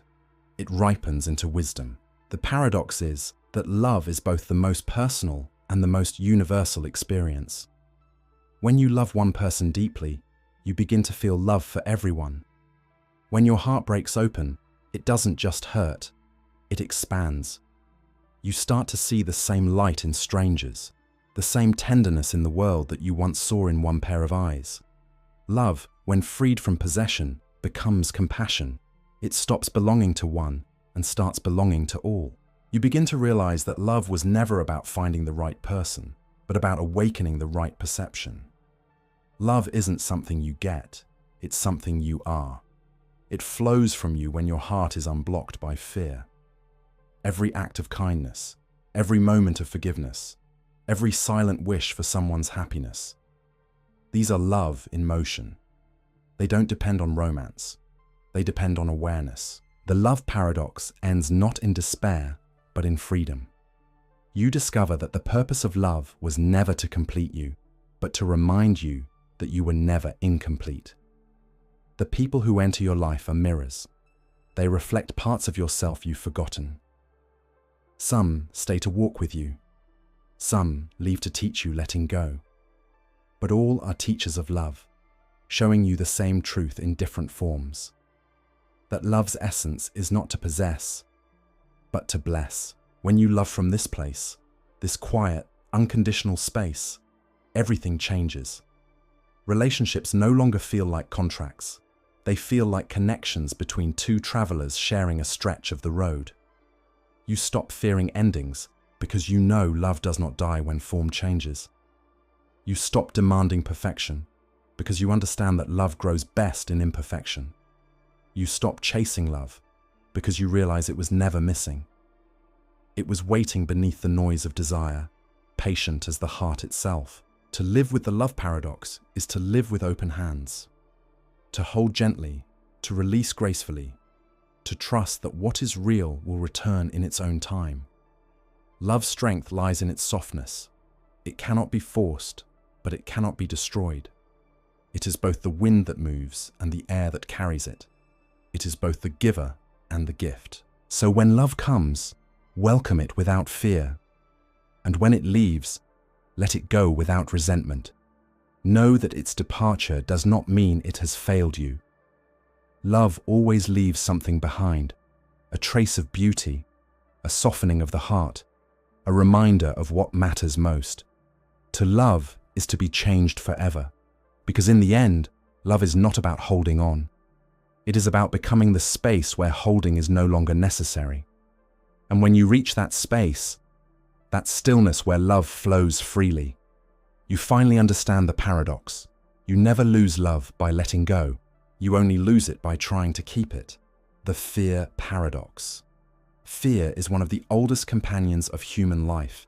It's the quiet whisper that tells us to be careful, the pulse that quickens in the dark, the invisible force that both protects and imprisons us. Without fear, our ancestors would never have survived, but without courage, they would never have evolved. Fear is both the guardian and the gatekeeper of growth. This is the fear paradox, that the more you run from fear, the stronger it becomes, and the more you face it, the smaller it grows. At its core, fear is not evil. It's the body's way of saying, pay attention. It was born long before language, before civilization, an ancient alarm that helped us stay alive. But as the world changed, our fears changed too. No longer hunted by predators, we became haunted by possibilities. We fear failure, rejection, embarrassment, uncertainty, loss. Fear no longer lives in the jungle, it lives in the mind. And while the dangers it warns us about are often imaginary, the pain it causes is very real. The paradox begins here. Fear is meant to protect you, but it often becomes the very thing that harms you. You avoid the difficult conversation because you fear conflict, but the silence that follows hurts more. You hold back from love because you fear heartbreak, but the loneliness that replaces it cuts deeper. You don't take the risk because you fear failure, but the regret that lingers lasts longer than any fall. Fear promises safety, but delivers limitation. The harder you resist it, the more it surrounds you. The mind, when told not to feel fear, begins to focus on it completely. Like a shadow, it grows larger the more light you shine on it. You say, "I must not be afraid," and fear replies, "Then I will show you everything you are avoiding." It follows you into your dreams, your relationships, your choices. You think you're escaping it, but every step away from fear takes you deeper into its maze. That is why avoidance never heals fear. It only feeds it. Fear is like fire. If you smother it in panic, it consumes you. If you face it calmly, it gives you light. The act of facing fear transforms it. Because fear, at its heart, is energy, raw, alive, potent. When you stop running, that energy begins to change shape. It becomes awareness, it becomes courage, it becomes wisdom. Courage is not the absence of fear. It is the decision to move forward despite it. Every brave act in history, every invention, every revolution, every love story began with fear. Courage is fear that has been looked at long enough to turn into clarity. When you face what terrifies you, you begin to see that the monster is often smaller than the shadow it casts. The paradox deepens because fear is a mirror. It shows you where your attachments are, what you value most, where your identity clings. You fear losing what defines you, your status, your image, your comfort, your control. But fear's true gift is that it exposes illusion. When you face it, you begin to see that you were never defined by what you could lose. Fear strips away the false layers until only truth remains. The greatest mistake we make is trying to eliminate fear completely. A fearless life is not a human life. Fear is part of being alive. It keeps you humble, alert, grounded. The goal is not to destroy fear, but to understand it. When you make peace with fear, it becomes an ally. It teaches you where your edges are. It shows you the path to expansion. Fear points directly toward growth, always in the direction you least want to go. You can see this in simple things: the call you hesitate to make, the truth you avoid saying, the dream you keep postponing. Behind each of those hesitations lies a pocket of fear, and behind that fear lies potential. Every time you avoid it, you strengthen its walls. Every time you lean toward it, you find freedom. Life expands or contracts in direct proportion to your courage to face fear. Yet fear disguises itself cleverly. Sometimes it hides as perfectionism, the belief that you're just not ready yet. Sometimes it hides as cynicism, the voice that says, "Why bother?" Sometimes it wears the mask of practicality, the excuse that says, "It's not the right time." But underneath all these disguises, the heartbeat is the same. I'm afraid. When you learn to recognize that heartbeat, you can finally begin to meet fear with compassion instead of resistance. Meeting fear with compassion is the key. You don't fight it or shame it. You sit with it. You breathe with it. You say, "I see you." Fear softens in the light of attention.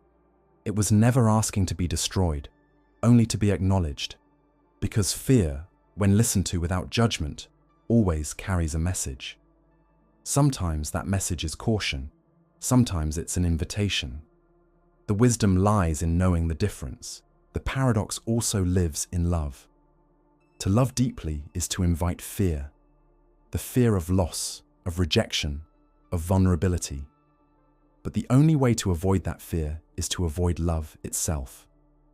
And so you learn that love and fear are not opposites, they are twins. One cannot exist without the other. Fear protects what love cherishes. Love heals what fear exposes. Together they shape the full circle of being human. You begin to see that fear, when accepted, becomes tenderness. It reminds you of your fragility, your humanity. It keeps you connected to others who fear the same things you do: loneliness, pain, uncertainty. When you admit your fear, you bridge the distance between yourself and the world. You become real, and realness is the birthplace of connection.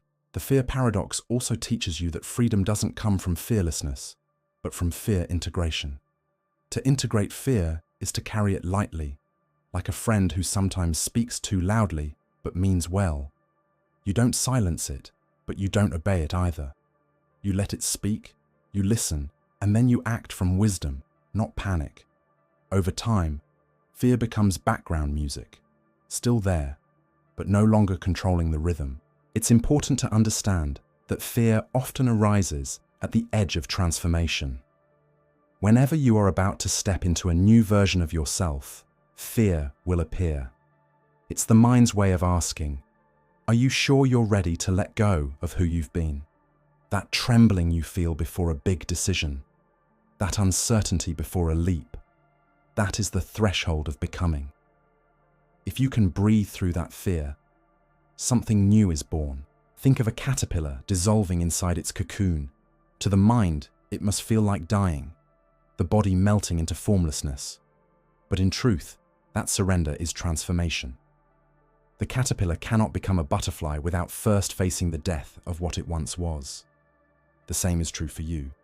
Fear marks the point where the old self ends and the new self begins. So the next time fear arises, instead of recoiling, get curious. Ask, what is this fear protecting? What truth is it hiding? What version of me is it trying to preserve? Often, the fear is guarding not danger, but possibility. It keeps you small because it doesn't know you can fly. The moment you see that, fear loses its power. The paradox ends in softness. You stop trying to be fearless and start learning to be free. You realize that courage is not slaying dragons, it's befriending them. You realize that peace is not the absence of fear, but the absence of resistance to it. You begin to see fear not as an enemy, but as a teacher. One that invites you again and again to wake up, to grow, to trust. And then something shifts. The same fear that once made you hide begins to make you move. The same trembling that once felt like weakness begins to feel like aliveness. You understand that fear was never here to stop you. It was here to remind you that you're standing on the edge of something sacred. That every great moment in your life, every breakthrough, every act of love, every moment of truth began with fear. When you live with this awareness, you stop running. You breathe into the trembling. You take the step anyway. And each time you do, the world opens a little wider. Because life rewards those who listen to fear without obeying it. It doesn't want you to be fearless. It wants you to be awake. In the end, the fear paradox teaches the gentlest truth of all. Fear isn't trying to hurt you. It's trying to show you where you are still holding back from life. It's trying to guide you toward the edges of your growth. And once you stop treating it as an enemy, you see it for what it truly is. The shadow cast by love. For everything you fear losing, you love deeply. Everything you fear failing at, you care about. Fear only exists because something matters. And the moment you understand that, fear transforms from darkness to devotion. It becomes a sign not of weakness, but of wonder. So don't run from fear. Walk with it. Let it whisper, let it tremble, let it teach. Because every step you take through fear is a step closer to freedom. And when you finally stop fighting it, when you can look fear in the eye and say, "Thank you for trying to protect me, but I am safe now," something magical happens. The shadow dissolves and the world grows brighter. Because in truth, fear was never the enemy. It was the doorway. And what waits on the other side has been calling to you all along. The time paradox. Time. The silent river that carries everything. It moves through us, yet we can never touch it. It shapes every experience, yet it has no form of its own. We live by it, measure it, race against it, but we never quite understand it. Time is both our greatest gift and our deepest sorrow. It gives life meaning through impermanence, but it also reminds us that everything we love must pass. This is the time paradox, that the present moment is all that truly exists, yet it vanishes the instant we try to grasp it. We speak of time as if it were a thing, something we can hold, save, or lose. We say, "I don't have time," as though time were a possession, but time does not belong to us. We belong to it. We are born into its flow, and it carries us whether we resist or surrender. Every heartbeat is a wave upon its surface.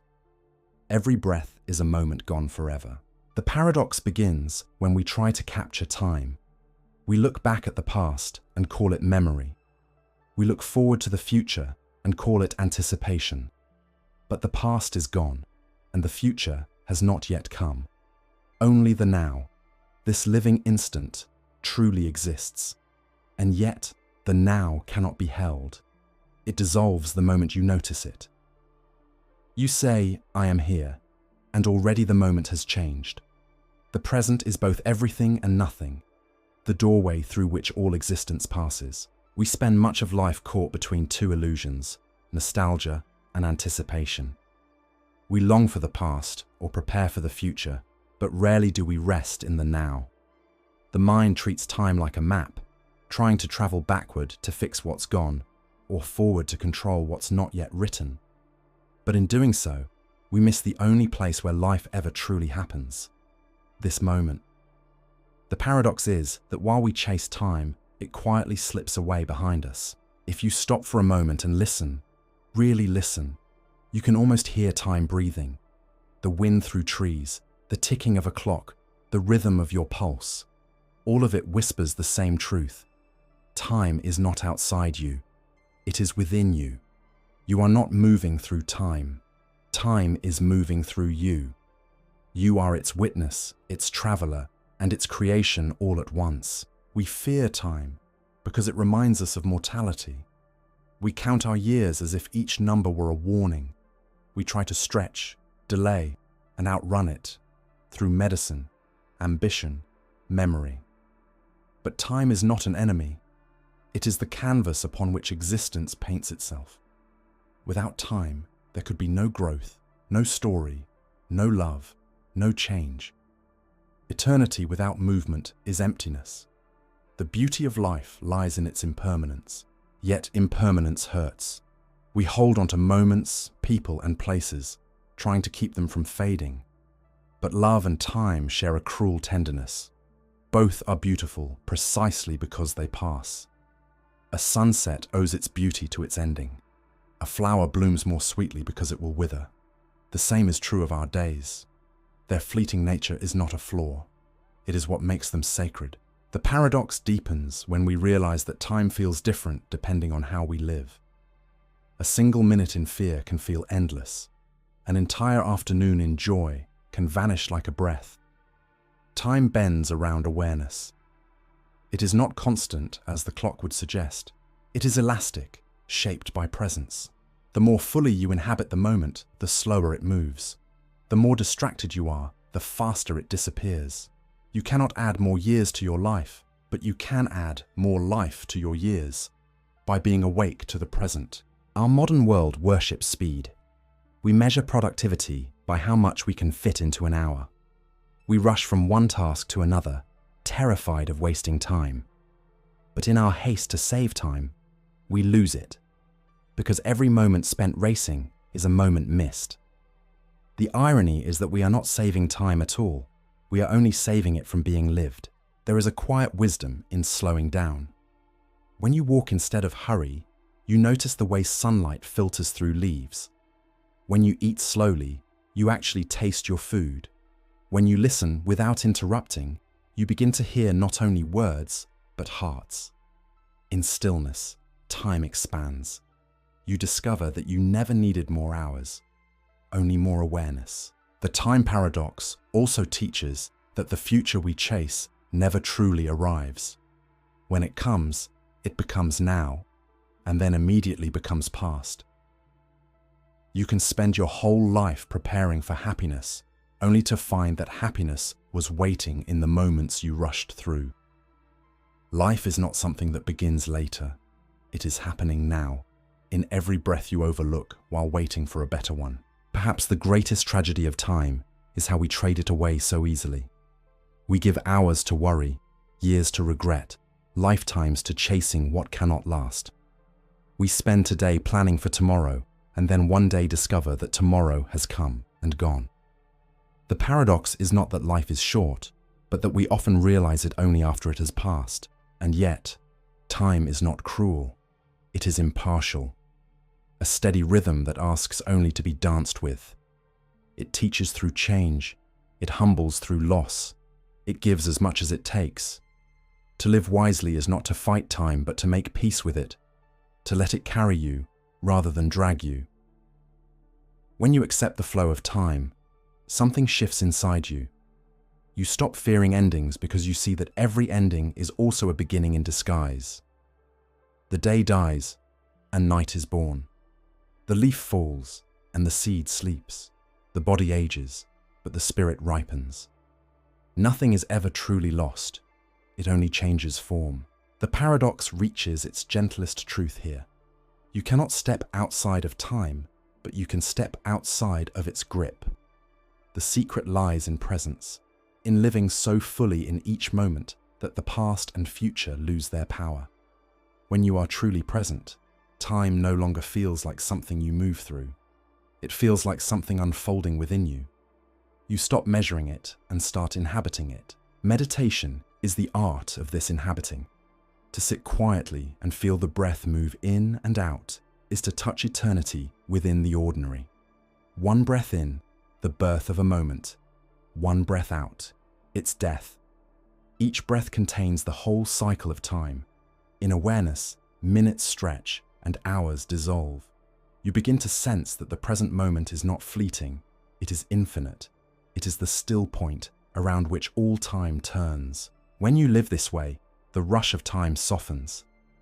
You no longer cling to youth or fear aging, because you see that time does not destroy, it transforms. The child becomes the adult becomes the elder, and the elder becomes memory. Each stage gives birth to the next, and all are sacred. To resist time is to resist the unfolding of your own becoming. The time paradox reminds us that we are both timeless and temporary. The body lives in hours, but awareness lives in eternity. The clock measures seconds, but consciousness measures wonder. When you fall deeply into presence, in love, in beauty, in stillness, time disappears altogether. Those are the moments we call timeless, not because they last forever, but because for a brief instant, we are completely free from the need to measure them. Think of those times when you lost yourself in something. A conversation, a song, the sight of the ocean. For that moment, you weren't counting hours. You were alive beyond time. That is not the absence of time. It is the transcendence of it. Time stops when you stop trying to hold it. In the end, the time paradox offers a quiet invitation. Stop trying to outrun time and begin to walk with it. Treat each second as sacred. When you wash your hands, feel the water. When you speak, mean every word. When you sit with someone you love, truly see them. Because that moment, right there, is already becoming a memory. The present is slipping away even as you read these words, but it's not a loss, it's a rhythm. You are meant to move with it, not mourn it. And one day, when your time here draws to its close, you may look back and see that all your moments were one continuous breath, one unbroken flow of being. The days you called past and the dreams you called future were never separate. They were all waves on the same ocean of now. Time will keep moving, as it always has. You cannot hold it, but you can honor it. You cannot stop it, but you can walk with it. And when you finally stop trying to capture it, you discover the paradox's hidden truth. You were never inside time. Time was always inside you. The progress paradox. Human history is a story of progress. From the first spark of fire to the rise of cities, from the wheel to the web, we have always moved forward, inventing, improving, expanding. Each generation builds upon the last, making life easier safer, and more connected. Progress is the heartbeat of civilization, the symbol of intelligence and ambition. And yet, for all our advancements, something quiet and disquieting lingers beneath the surface. The more progress we make, the less peace we seem to feel. This is the progress paradox. That the more we improve the world around us, the harder it becomes to feel content within it. We live in the most advanced age humanity has ever known. We can communicate instantly across oceans, explore distant planets, cure diseases that once wiped out entire cities. We carry in our pockets devices that contain the knowledge of the world. We can order comfort, entertainment, and companionship at the touch of a button. Yet, in the midst of all this abundance, anxiety, loneliness, and depression are higher than ever. The world has grown louder, faster, and brighter. And yet, the human heart grows tired in the noise. Progress promises happiness, but what it often delivers is more. More to do, more to buy, more to compare, more to want. Every improvement raises the bar for what we expect, and soon what once amazed us becomes ordinary. We adapt so quickly that contentment never has time to settle. The new becomes normal, the normal becomes dull, and we find ourselves longing for the next upgrade. Progress by its very nature moves the goalpost just as we reach it. It wasn't always this way. For most of history, progress was slow and grounded in survival. We built tools to make life bearable. We discovered medicine to ease pain. We created art to express the soul. But somewhere along the line, progress became a race. It stopped serving life and began consuming it. We became obsessed with growth for its own sake, faster, bigger, newer. The machines we built to save time now steal it. The connections we designed to bring us closer now scatter our attention across endless screens. The paradox deepens when you realize that progress has two faces. One face is material, the external improvements in comfort, technology, and power. The other is spiritual, the inner evolution of wisdom, compassion, and understanding. Humanity has sprinted ahead in the first and limped behind in the second. We have built wonders of metal and code, but struggle to build peace within ourselves. We conquer nature, yet remain strangers to our own hearts. This imbalance creates a peculiar emptiness. We have everything we once dreamed of, but the dreams have not stopped. The better life gets, the more we demand from it. We measure success not by sufficiency, but by excess. We are surrounded by abundance and yet feel impoverished in meaning. It's as if progress fills the house but empties the soul. Our ancestors faced scarcity, yet many of them lived with gratitude for small joys. The harvest, the hearth, the song.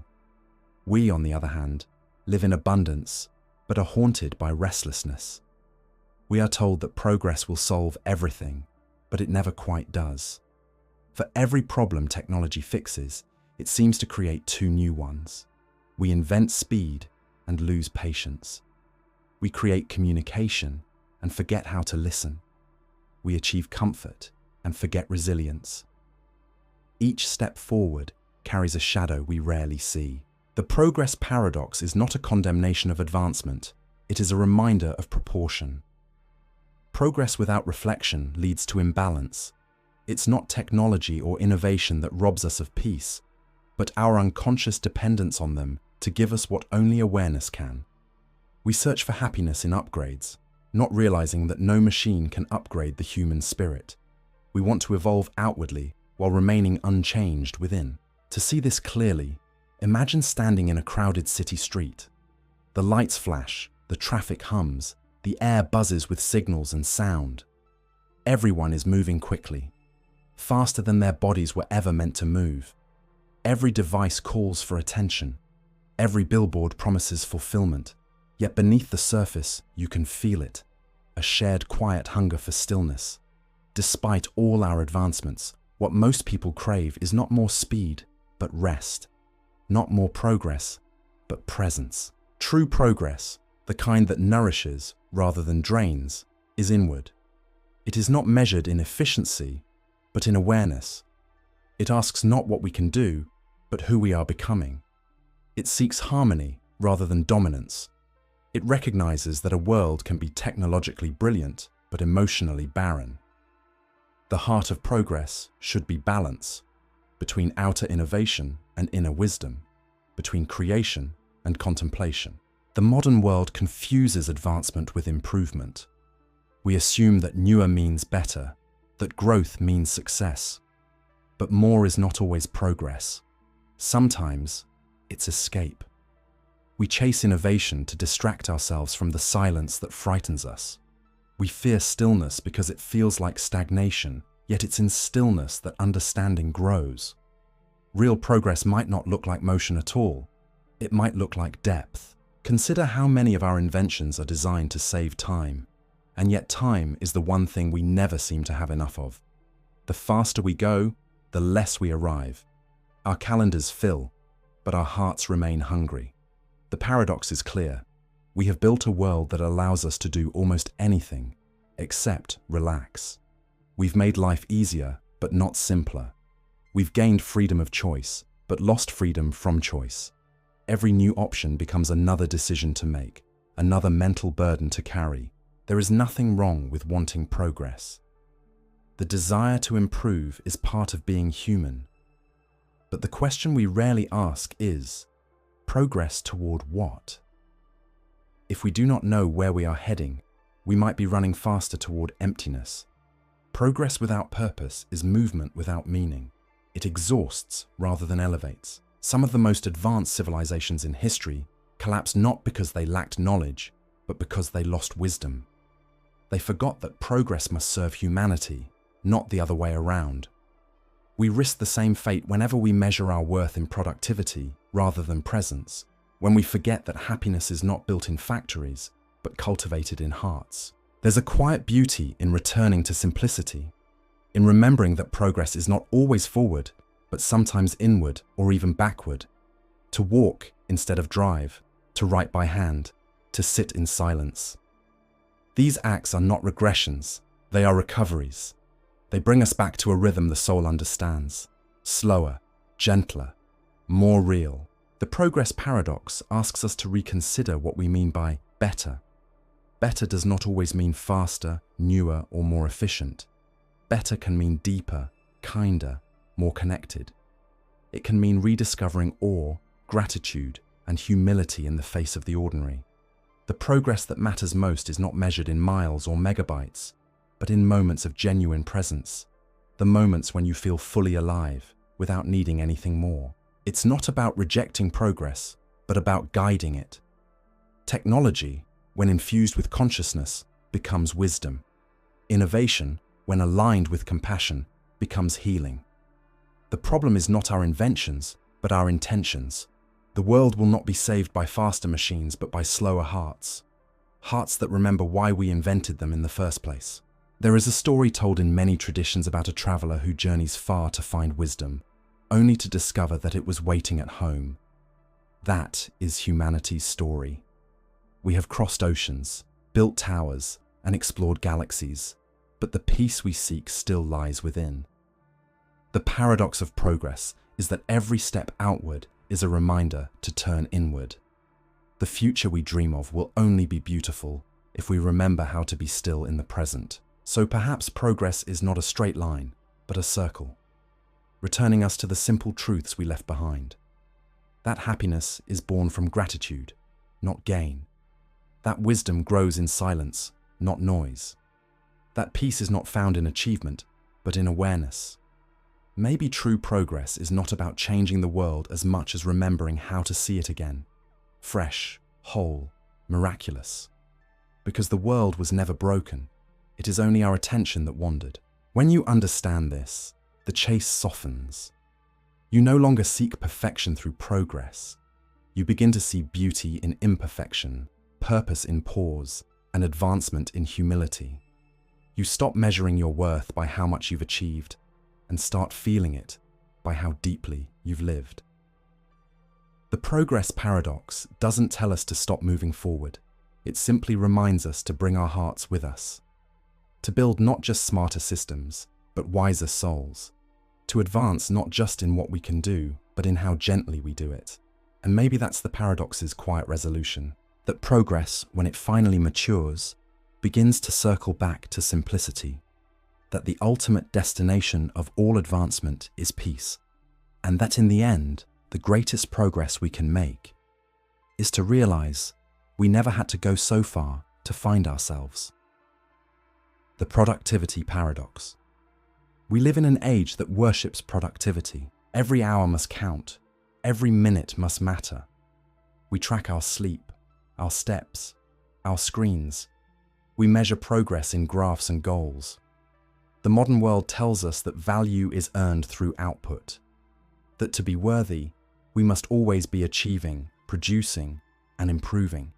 But somewhere along the way, something subtle began to shift.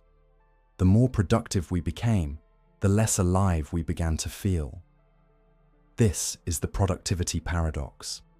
The strange truth that the harder we try to optimize life, the further we drift from living it. It begins innocently. You want to be efficient, to use your time wisely. You make lists, plan your days, and celebrate progress. But soon, the rhythm of life changes. Every pause begins to feel like wasted potential.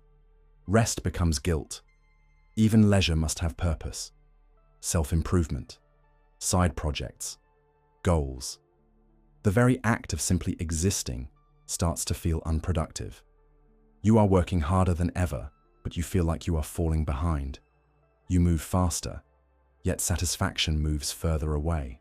The paradox lies in our confusion between productivity and purpose. Productivity is doing, purpose is being. Productivity fills time, purpose fills life. The world has taught us to equate busyness with meaning, but the two are not the same. In fact, they often conflict. A day spent rushing through tasks may look successful on paper, but feel hollow in the soul. A quiet afternoon with no agenda may look like nothing, but feel deeply fulfilling. We have built a culture that measures existence in units of efficiency. Every moment must justify itself. But life is not a spreadsheet. The most important moments, the ones that make life rich, are often invisible to metrics. You cannot quantify wonder. You cannot schedule awe. You cannot measure the joy of a shared laugh or the peace of watching the sunset. These moments are useless by productivity's standards, yet they are the very essence of meaning. The productivity paradox is fueled by a fear, the fear of being left behind. The world moves quickly, and we are told that stillness equals failure. So, we hurry, we chase, we multitask, we fill every silence with noise, every gap with content. But in doing so, we lose the very thing productivity was meant to protect, our humanity. The more we try to control time, the less of it we truly experience. We believe that efficiency brings freedom, and in some ways it does. Technology allows us to do in minutes what once took days.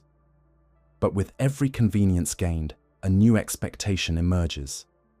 The time we save is not given back to us as rest.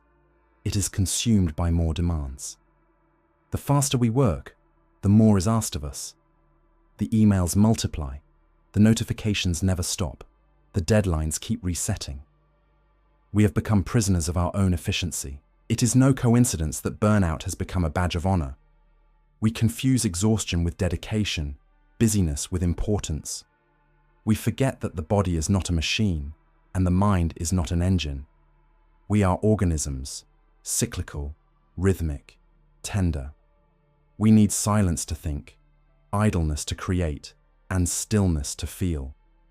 But productivity culture fears stillness, because in stillness, we begin to question everything, including why we are doing what we're doing. The paradox reveals itself most clearly when you realize that constant productivity can actually make you less productive. When the mind is overloaded, it becomes dull. When the spirit is overworked, it becomes numb. Creativity requires space. Insight requires pause. The brain's best ideas come not during grind, but during rest, in the shower, on a walk, in the quiet moments when the pressure to perform finally lifts. Yet we keep pushing, believing that if we just work harder, we'll find peace. But peace doesn't arrive at the end of work. it arrives in the absence of striving. It's strange. We've never been more capable, yet never felt more inadequate. We have tools to automate almost everything, yet we spend our saved time chasing the next thing to automate. We are always optimizing, rarely enjoying. Our to-do lists grow faster than we can complete them, and even when we do, satisfaction fades quickly. We are productive, but perpetually unsatisfied, because productivity feeds the ego, not the soul. What productivity offers in control, it steals in connection. When life becomes a checklist, moments lose depth. Conversations turn into transactions. Experiences turn into content. You are there, but not really there. Half present, half thinking about what's next. The mind becomes a task manager, always scanning for what to optimize, what to improve, what to fix. But the heart only wants to feel. We often forget that doing less is not laziness. It is clarity. True productivity is not measured by how much you do, but by how deeply you do it.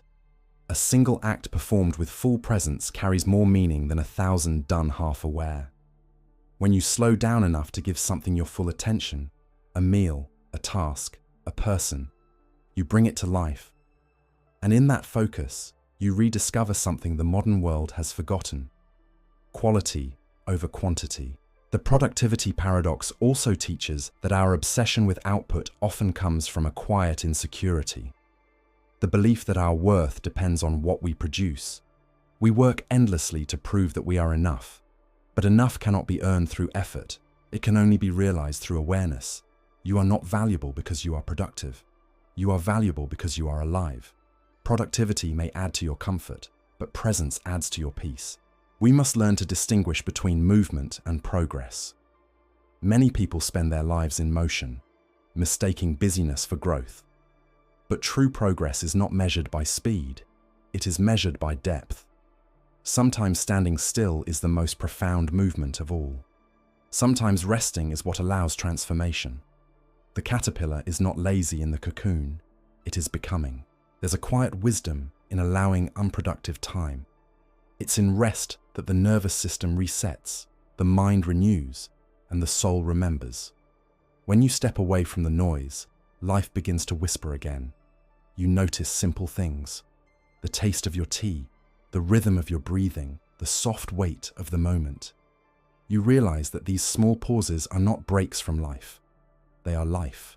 We have been conditioned to see time as a resource to be managed, but it is really a mystery to be experienced. You cannot manage something that disappears as you touch it. You can only meet it here, now. Productivity tries to dominate time. Presence learns to dance with it. When you stop forcing time into boxes, you begin to live in rhythm with its flow.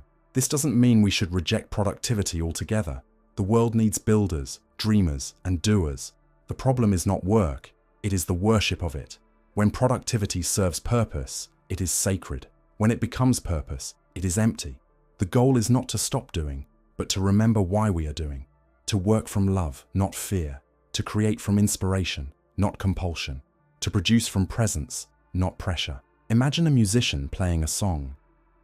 If they focus only on reaching the final note, the music becomes mechanical.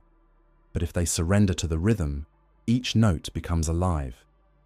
The productivity-obsessed mind tries to reach the end. The awakened mind learns to play. When you work in that spirit, with presence, with love, even the simplest act becomes an expression of peace. Washing dishes, writing emails, caring for someone, all become forms of meditation. The paradox resolves when you understand that productivity was never the goal. Fulfillment was. And fulfillment doesn't come from producing more. It comes from being more present in what you already do. The more you slow down, the more meaningful your actions become. The less you try to prove your worth, the more naturally your gifts unfold. Life doesn't ask for efficiency, it asks for sincerity. So, rest when you need to. Disconnect when you can. Take a walk with no destination. Let your thoughts wander. Let your mind breathe. Productivity may help you make a living, but presence helps you make a life. The two can coexist, but only if you remember which one serves which. In the end, the productivity paradox offers a simple truth. You were not born to be efficient. You were born to be alive. The hours you waste in wonder, stillness, or laughter are not wasted at all. They are the moments you will remember most. Because when your days come to an end, you won't measure your life in checklists or milestones. You will measure it in moments of peace, in laughter shared, in the warmth of connection. You will remember not what you produced, but how deeply you lived. And that is the heart of the paradox. When you stop trying to make every moment useful, life finally becomes meaningful. The knowledge-ignorance paradox. We live in the age of knowing. Knowledge surrounds us, endless, immediate, unfiltered. We carry the wisdom of centuries in the palm of our hands. Every question has an answer, every mystery a theory. The modern mind is rich in information, yet poor in understanding. We know more than any generation before us, but somehow we feel more uncertain than ever. This is the knowledge-ignorance paradox. The strange truth that the more we learn, the more we realize how little we truly know. It begins with curiosity, the noble hunger that drives every discovery. We seek to understand the world, to peel back its layers, to name its patterns. And for a while, knowledge feels like light. Each fact, each insight, illuminates the dark corners of mystery. But as the light grows brighter, so too do the shadows. Every answer opens 100 new questions. Every discovery reveals the vastness of what remains unknown. Like climbing a mountain only to see more peaks ahead, knowledge does not diminish ignorance, it expands it. The ancient philosopher Socrates understood this when he said, "I know that I know nothing." He wasn't glorifying ignorance, he was revealing humility. The awareness that wisdom begins not with certainty, but with wonder. To think you know everything is to close your eyes to truth. To know you do not know is to stay awake to life. Knowledge without humility becomes arrogance. Ignorance without awareness becomes blindness. True wisdom lives in the space between, in the balance of knowing and not knowing. The paradox grows sharper in our modern age. We have access to infinite information, yet our minds grow cluttered, restless, overstimulated. The constant stream of facts and opinions gives the illusion of understanding, but not the experience of it. We confuse data with depth and accumulation with insight. We scroll, consume, and collect, but rarely digest. Knowledge without reflection becomes noise. It informs the mind, but starves the soul. There was a time when knowledge was slow. You had to seek it out, in libraries, in teachers, in life itself. The process of learning shaped not just what you knew, but who you became. Today, knowledge arrives instantly, but depth takes the same time it always has. You cannot rush understanding. Wisdom grows like roots, invisible, patient, beneath the surface. It cannot be downloaded. It must be lived. The more we know, the less we trust what we know. We see contradictions everywhere, conflicting studies, endless opinions, truth fractured into fragments. We grow skeptical, even cynical. Knowledge, meant to liberate, can also paralyze. We stand before oceans of information, unsure which wave to ride. We crave clarity, but drown in detail. The paradox is that knowledge expands possibilities, but also anxiety. The more paths you see, the harder it becomes to walk any of them. This is not an argument against knowledge, but a call to remember what knowledge is for. It is not meant to feed the ego, but to serve awareness. Knowledge becomes wisdom only when it humbles you, when it makes you more curious, more compassionate, more open, when it stops being a shield against uncertainty and becomes a bridge toward understanding. Ignorance, in its purest sense, is not stupidity. It is openness, the willingness to admit you do not know. There is beauty in that humility, because it keeps you curious. The beginner's mind, as Zen teaches, sees more than the experts. The expert believes he understands. The beginner knows he is learning. The paradox of learning is that the more you know, the more you must return to that beginner's mind, again and again. If knowledge is a light, Ignorance is the darkness that gives it shape. Without the unknown, knowledge has no purpose. Mystery gives meaning to inquiry. The ocean's depth makes the surface shimmer. What makes knowledge sacred is not its certainty, but its relationship with mystery. The dance between what can be known and what forever escapes definition. There is another layer to this paradox, a more personal one. The more we know about life, the harder it becomes to live simply. As we learn the mechanics of the world, we lose touch with its wonder.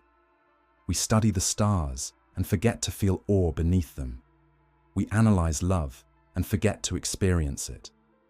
We name everything, and in naming, we stop seeing. When you explain a sunset by its wavelength, it becomes less about beauty and more about data.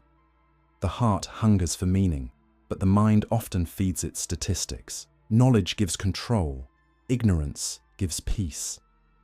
But peace without understanding is fragile, and control without peace is hollow.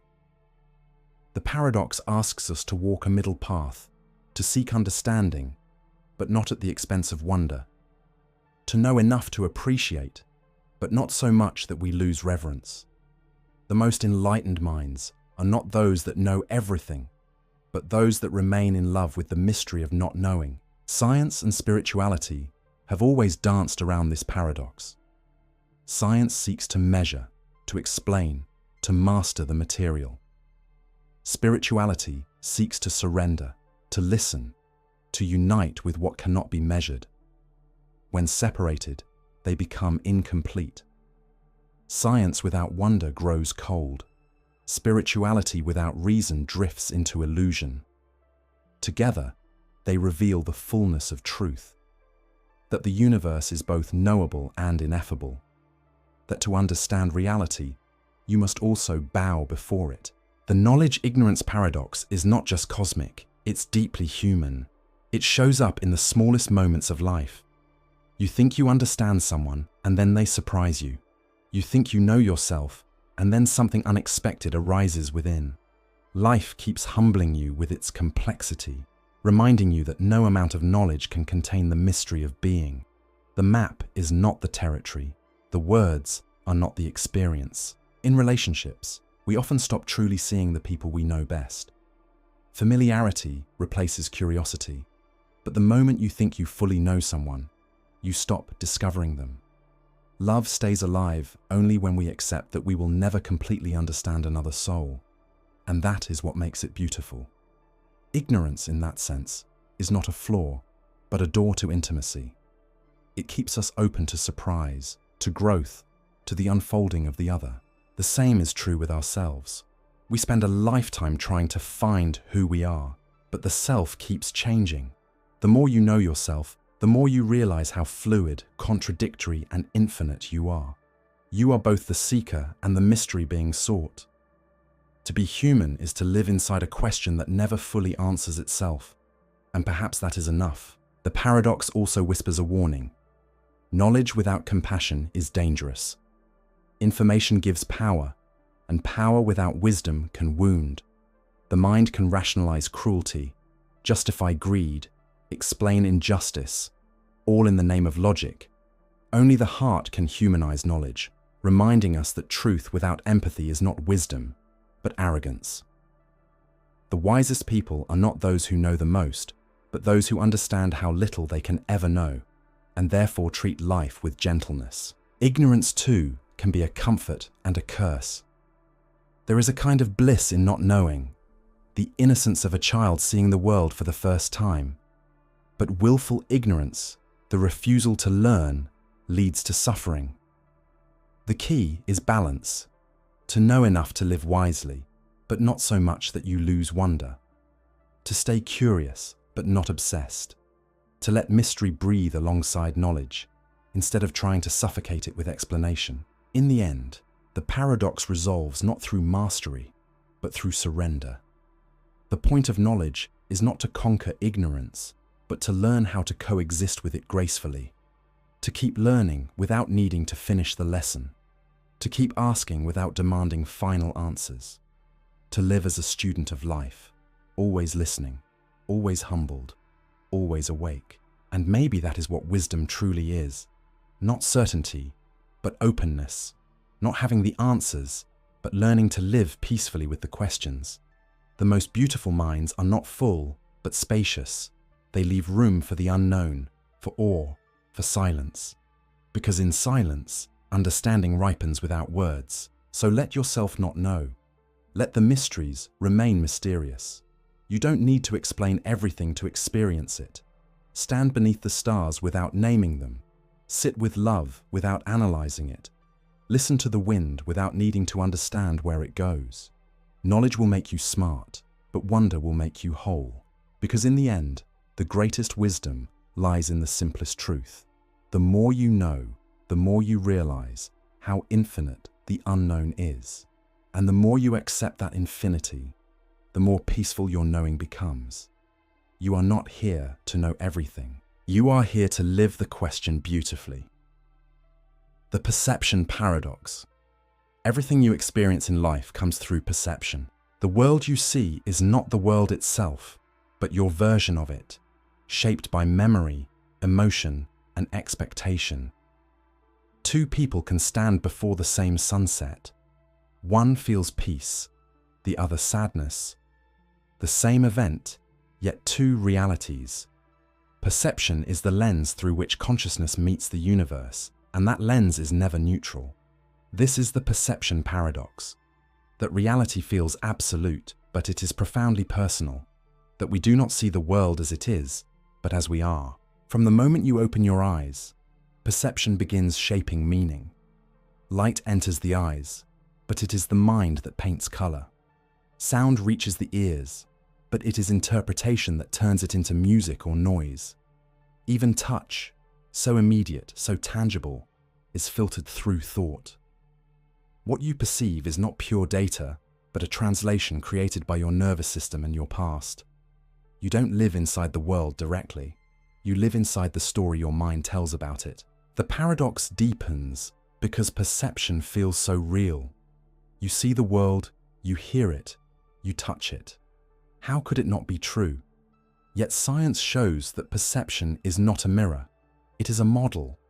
The brain constructs a version of reality useful for survival, not necessarily accurate.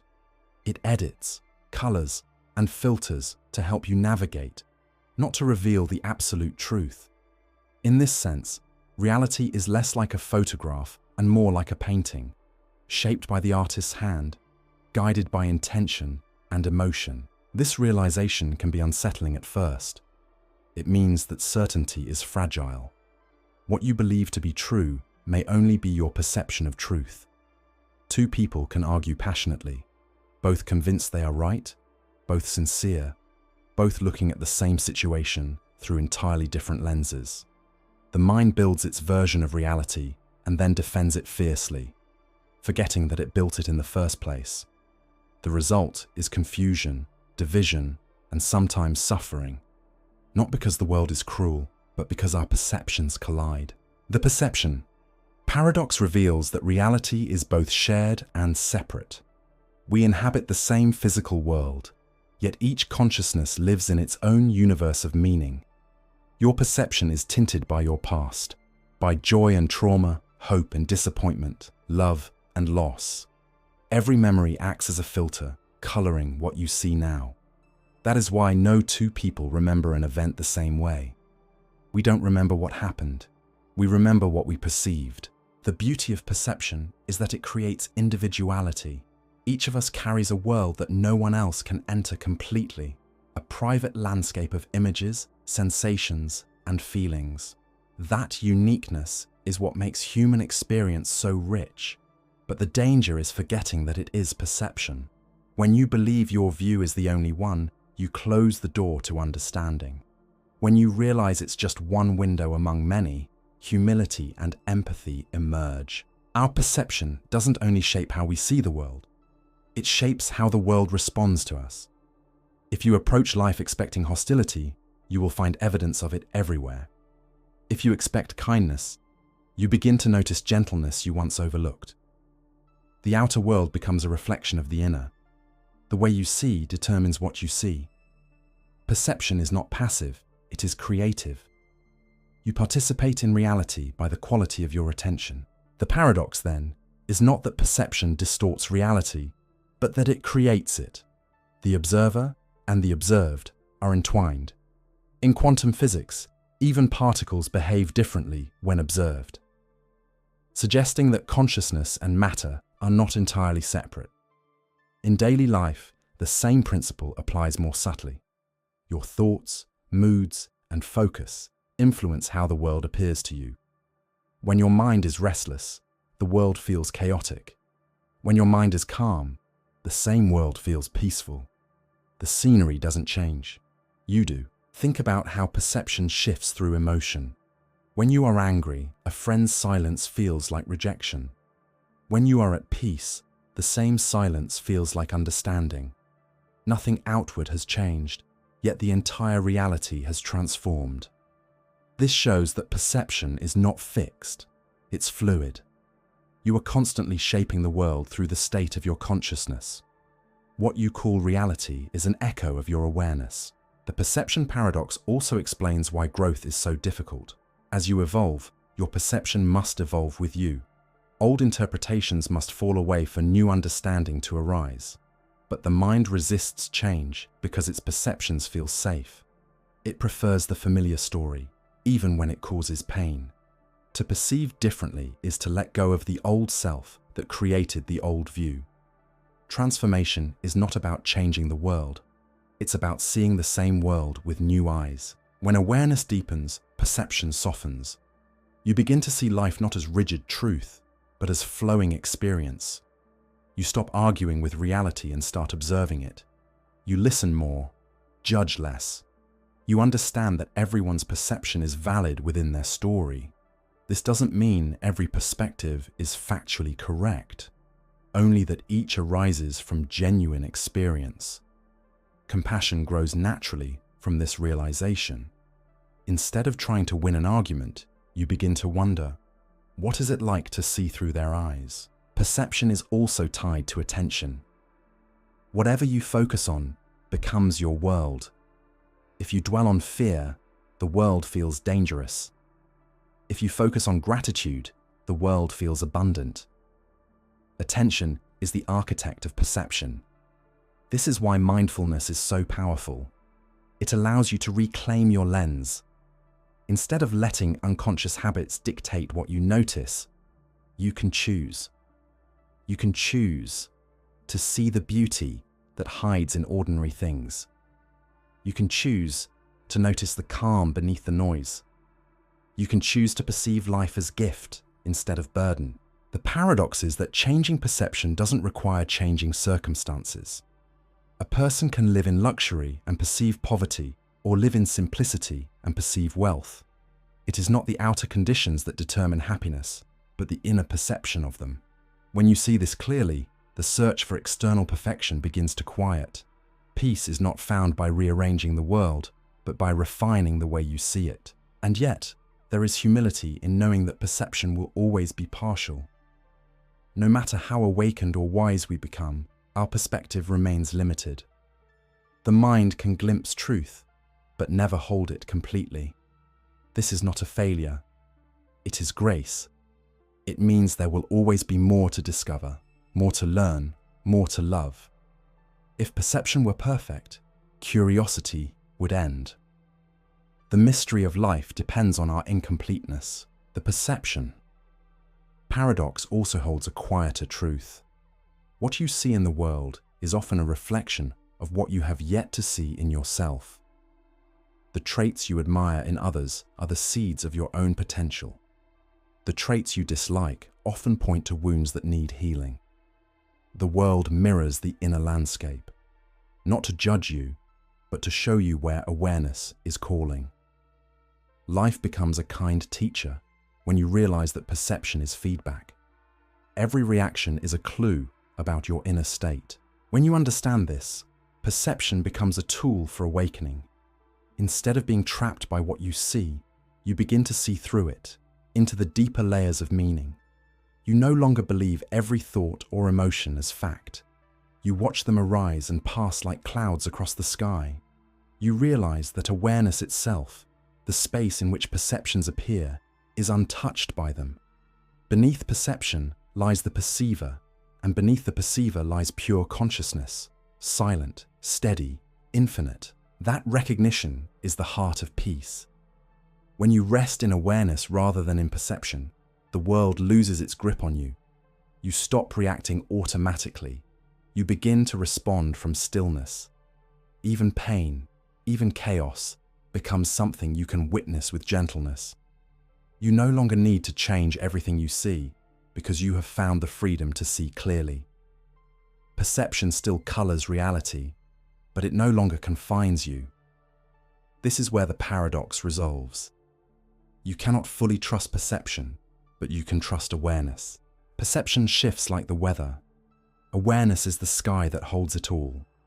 When you live as the sky rather than the storm, clarity returns. From that quiet place, you see that everyone is walking through their own dream, their own version of reality. You stop taking things personally. You forgive more easily. You speak more softly.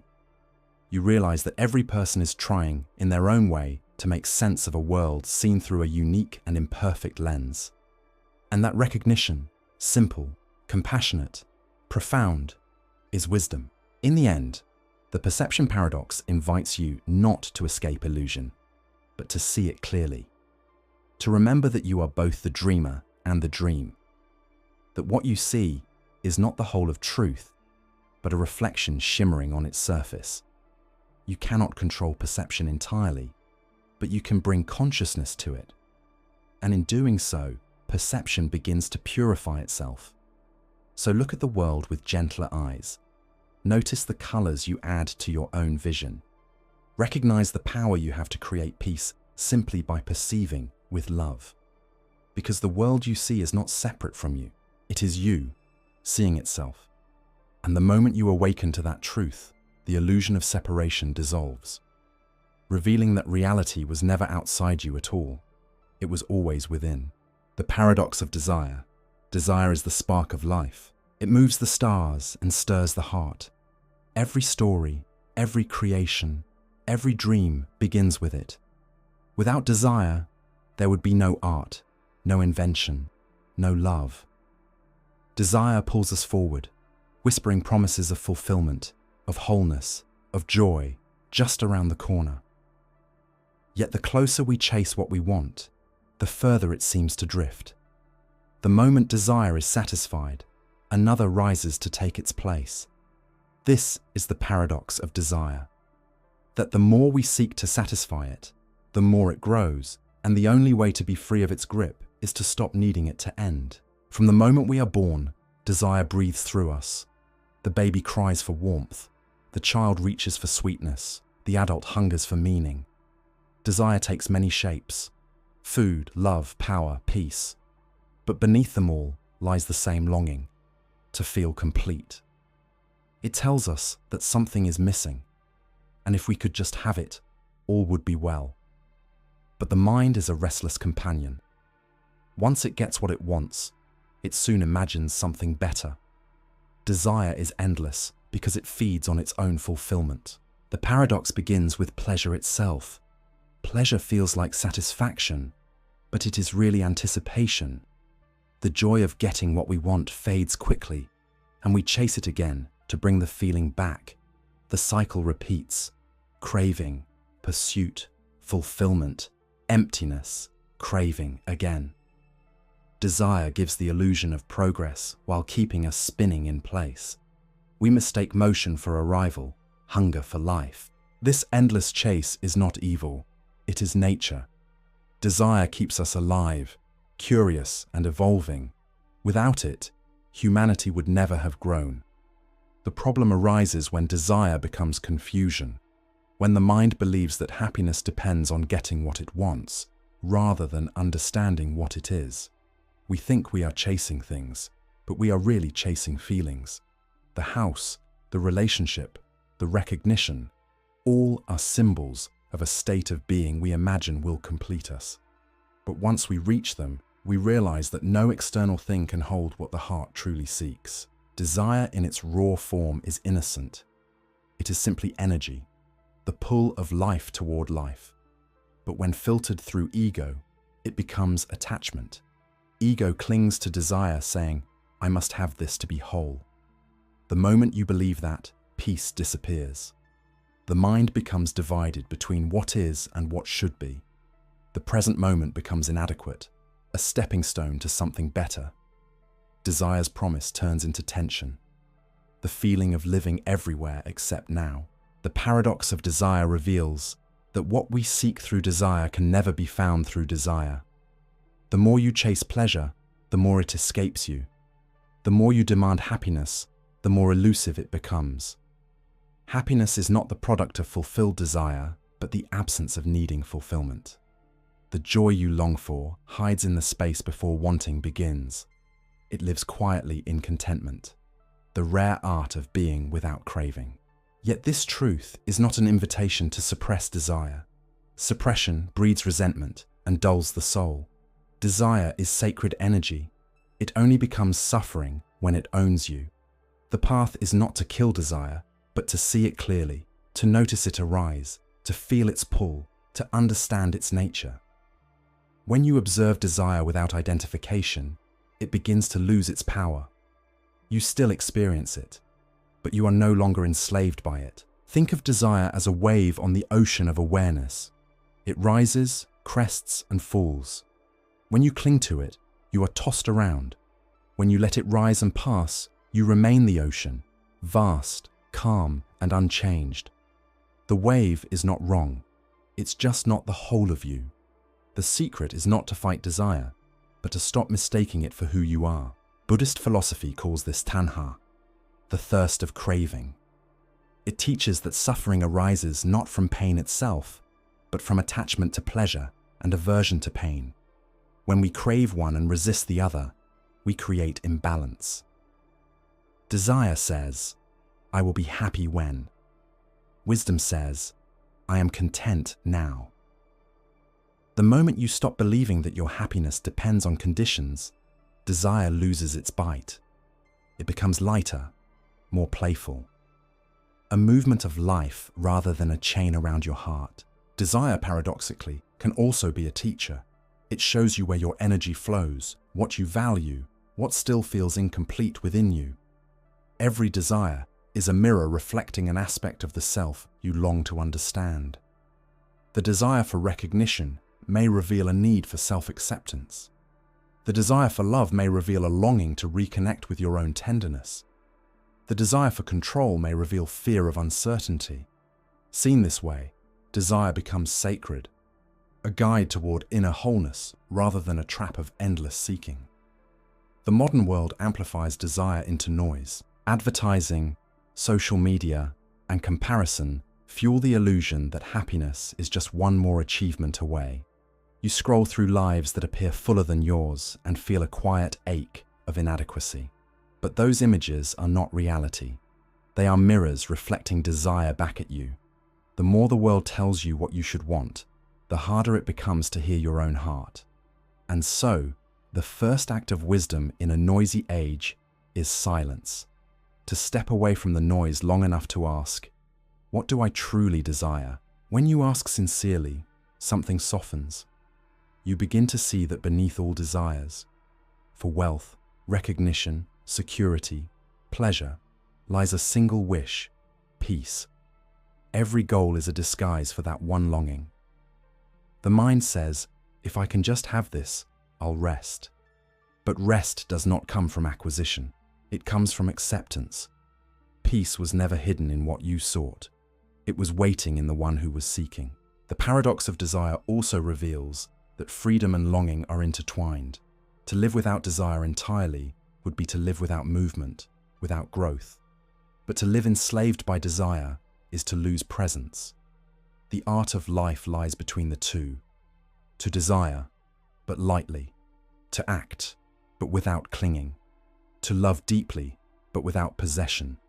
To move toward what calls you, but to carry peace along the way. When you no longer need desire to end, it becomes play instead of pain. There's a story told in many spiritual traditions about the man who searched for enlightenment as if it were a treasure buried far away. After years of striving, he collapsed in exhaustion, realizing he'd been chasing what was always inside him. The moment he stopped searching, the truth revealed itself. Desire works the same way.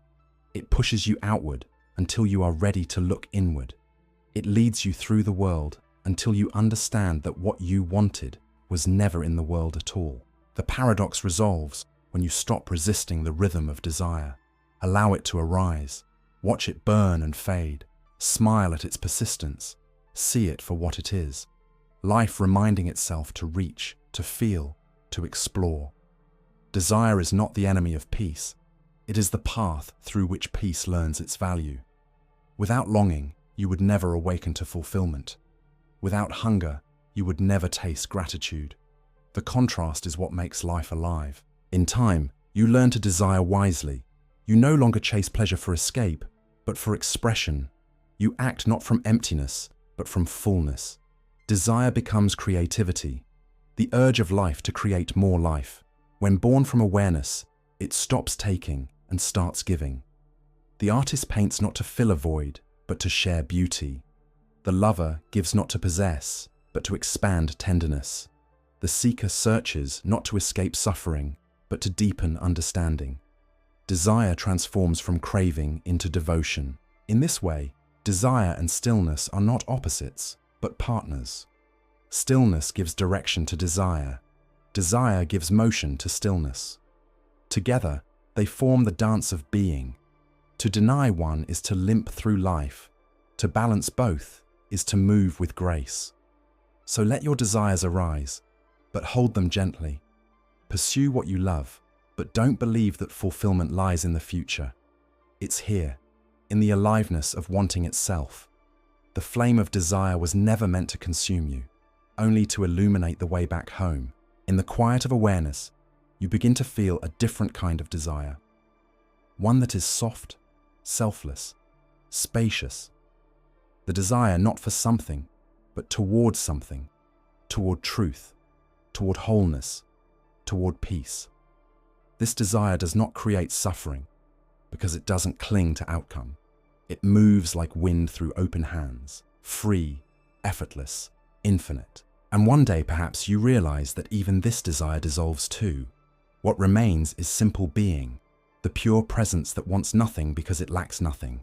Desire led you there step by step, only to bow and disappear. What you thought was a chase was actually a circle, returning you to the peace that was never lost. Because in the end, the paradox of desire whispers this truth. You will never find lasting fulfillment by satisfying every longing. You will find it when you see that fulfillment was the space between them all. The quiet awareness watching each desire come and go, unchanged, untouched, perfectly whole. The happiness-suffering paradox.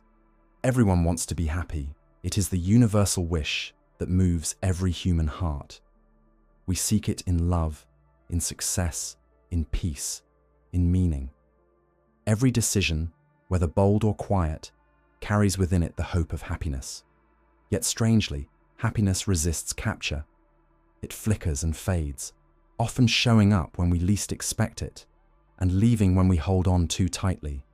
And even more paradoxically, it is often through suffering, through loss, failure, and struggle, that we discover the deepest forms of happiness. This is the happiness-suffering paradox, that joy and pain are not opposites, but two sides of the same human coin.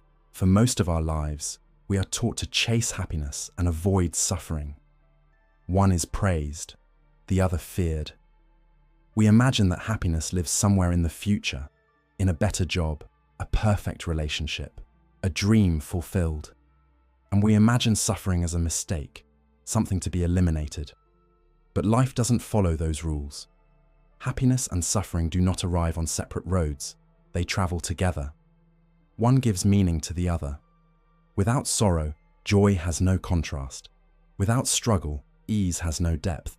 Without endings, beginnings lose their wonder. The paradox begins in the misunderstanding of what happiness truly is. We tend to think of happiness as a constant emotional high, a steady feeling of pleasure and positivity.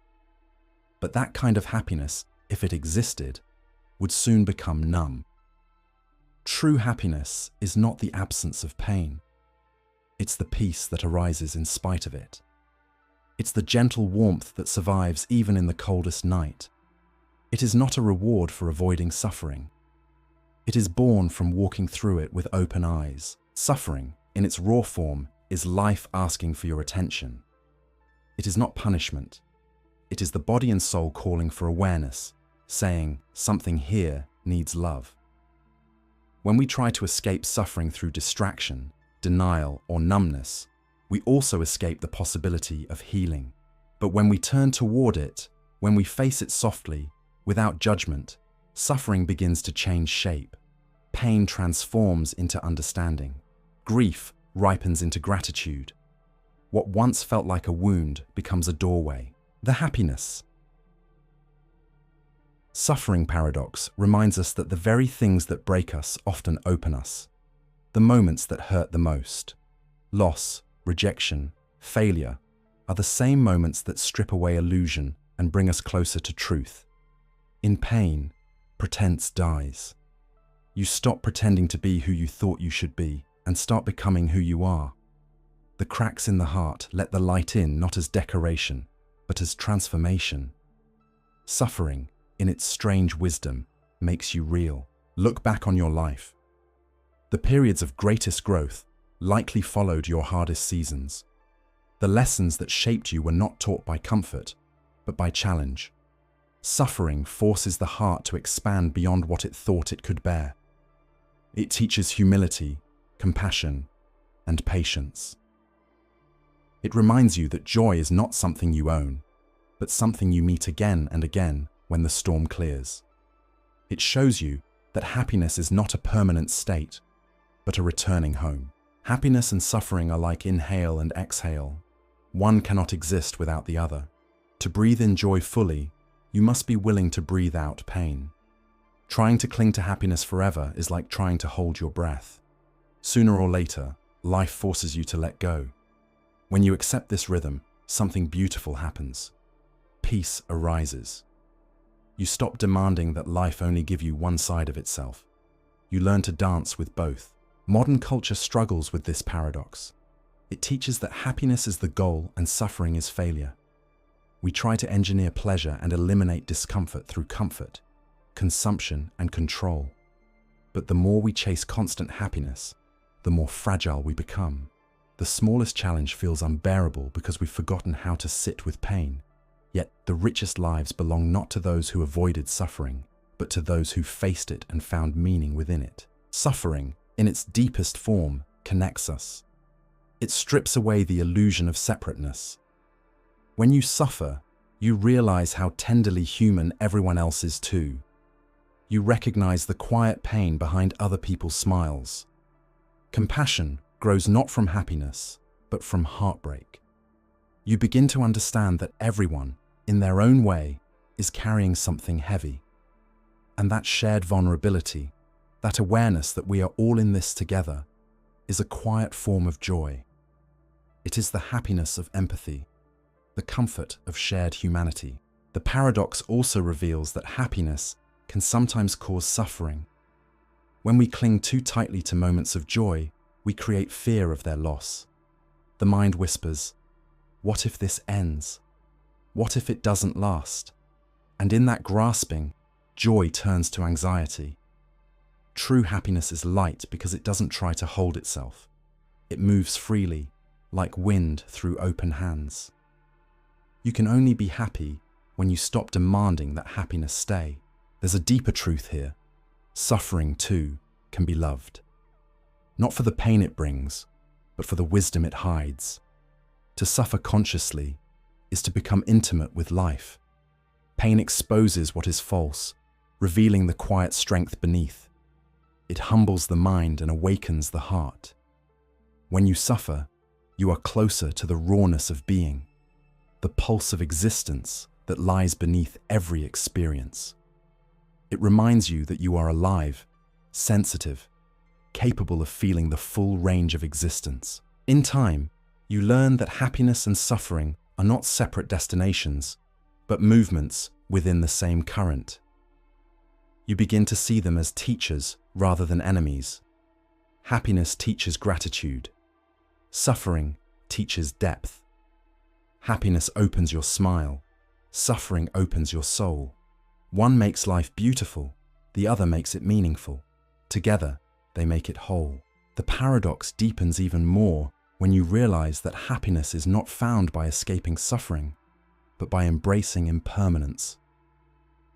When you stop insisting that joy must last forever, you start to appreciate its fragility. You savor the warmth of sunlight knowing that night will come. You love people more deeply knowing they will one day go. You become grateful for what is, instead of aching for what might be. Happiness grows not from permanence, but from presence. This understanding transforms the way you suffer. You stop asking, "Why me?" and begin asking, "What is this showing me?" You realize that pain is not something to resist, but something to listen to. Beneath every heartbreak lies a truth waiting to be known. Beneath every loss lies the seed of a new beginning. Every ending carries a whisper of renewal. When you can hold both, pain and peace, loss and love, without collapsing into either, you discover something extraordinary. Joy that does not depend on circumstances. Such joy is quiet. It is not the wild laughter of pleasure, but the still smile of understanding. It doesn't need everything to be right. It simply allows everything to be. It's the happiness of surrender, the peace of knowing that even suffering has its place in the great pattern of life. You no longer fight the ebb and flow, you let it move through you. Happiness becomes not a goal, but a way of seeing. And perhaps the greatest irony of all is that when you stop chasing happiness, it begins to find you everywhere. In the taste of tea, in the sound of rain, in the softness of your breath. You realize that life was never withholding happiness from you. You were overlooking it while reaching for something else. The same is true of suffering. It was never there to punish you, only to wake you. The happiness. Suffering paradox does not promise an end to pain, nor a guarantee of constant joy. What it offers is understanding, the kind that turns turmoil into tenderness. When you accept both sides of life, you stop dividing yourself. You are no longer only happy or only sad. You are whole. You can cry and still be at peace. You can hurt and still be grateful. You can see beauty even in the breaking. That is the highest happiness, the happiness that includes everything.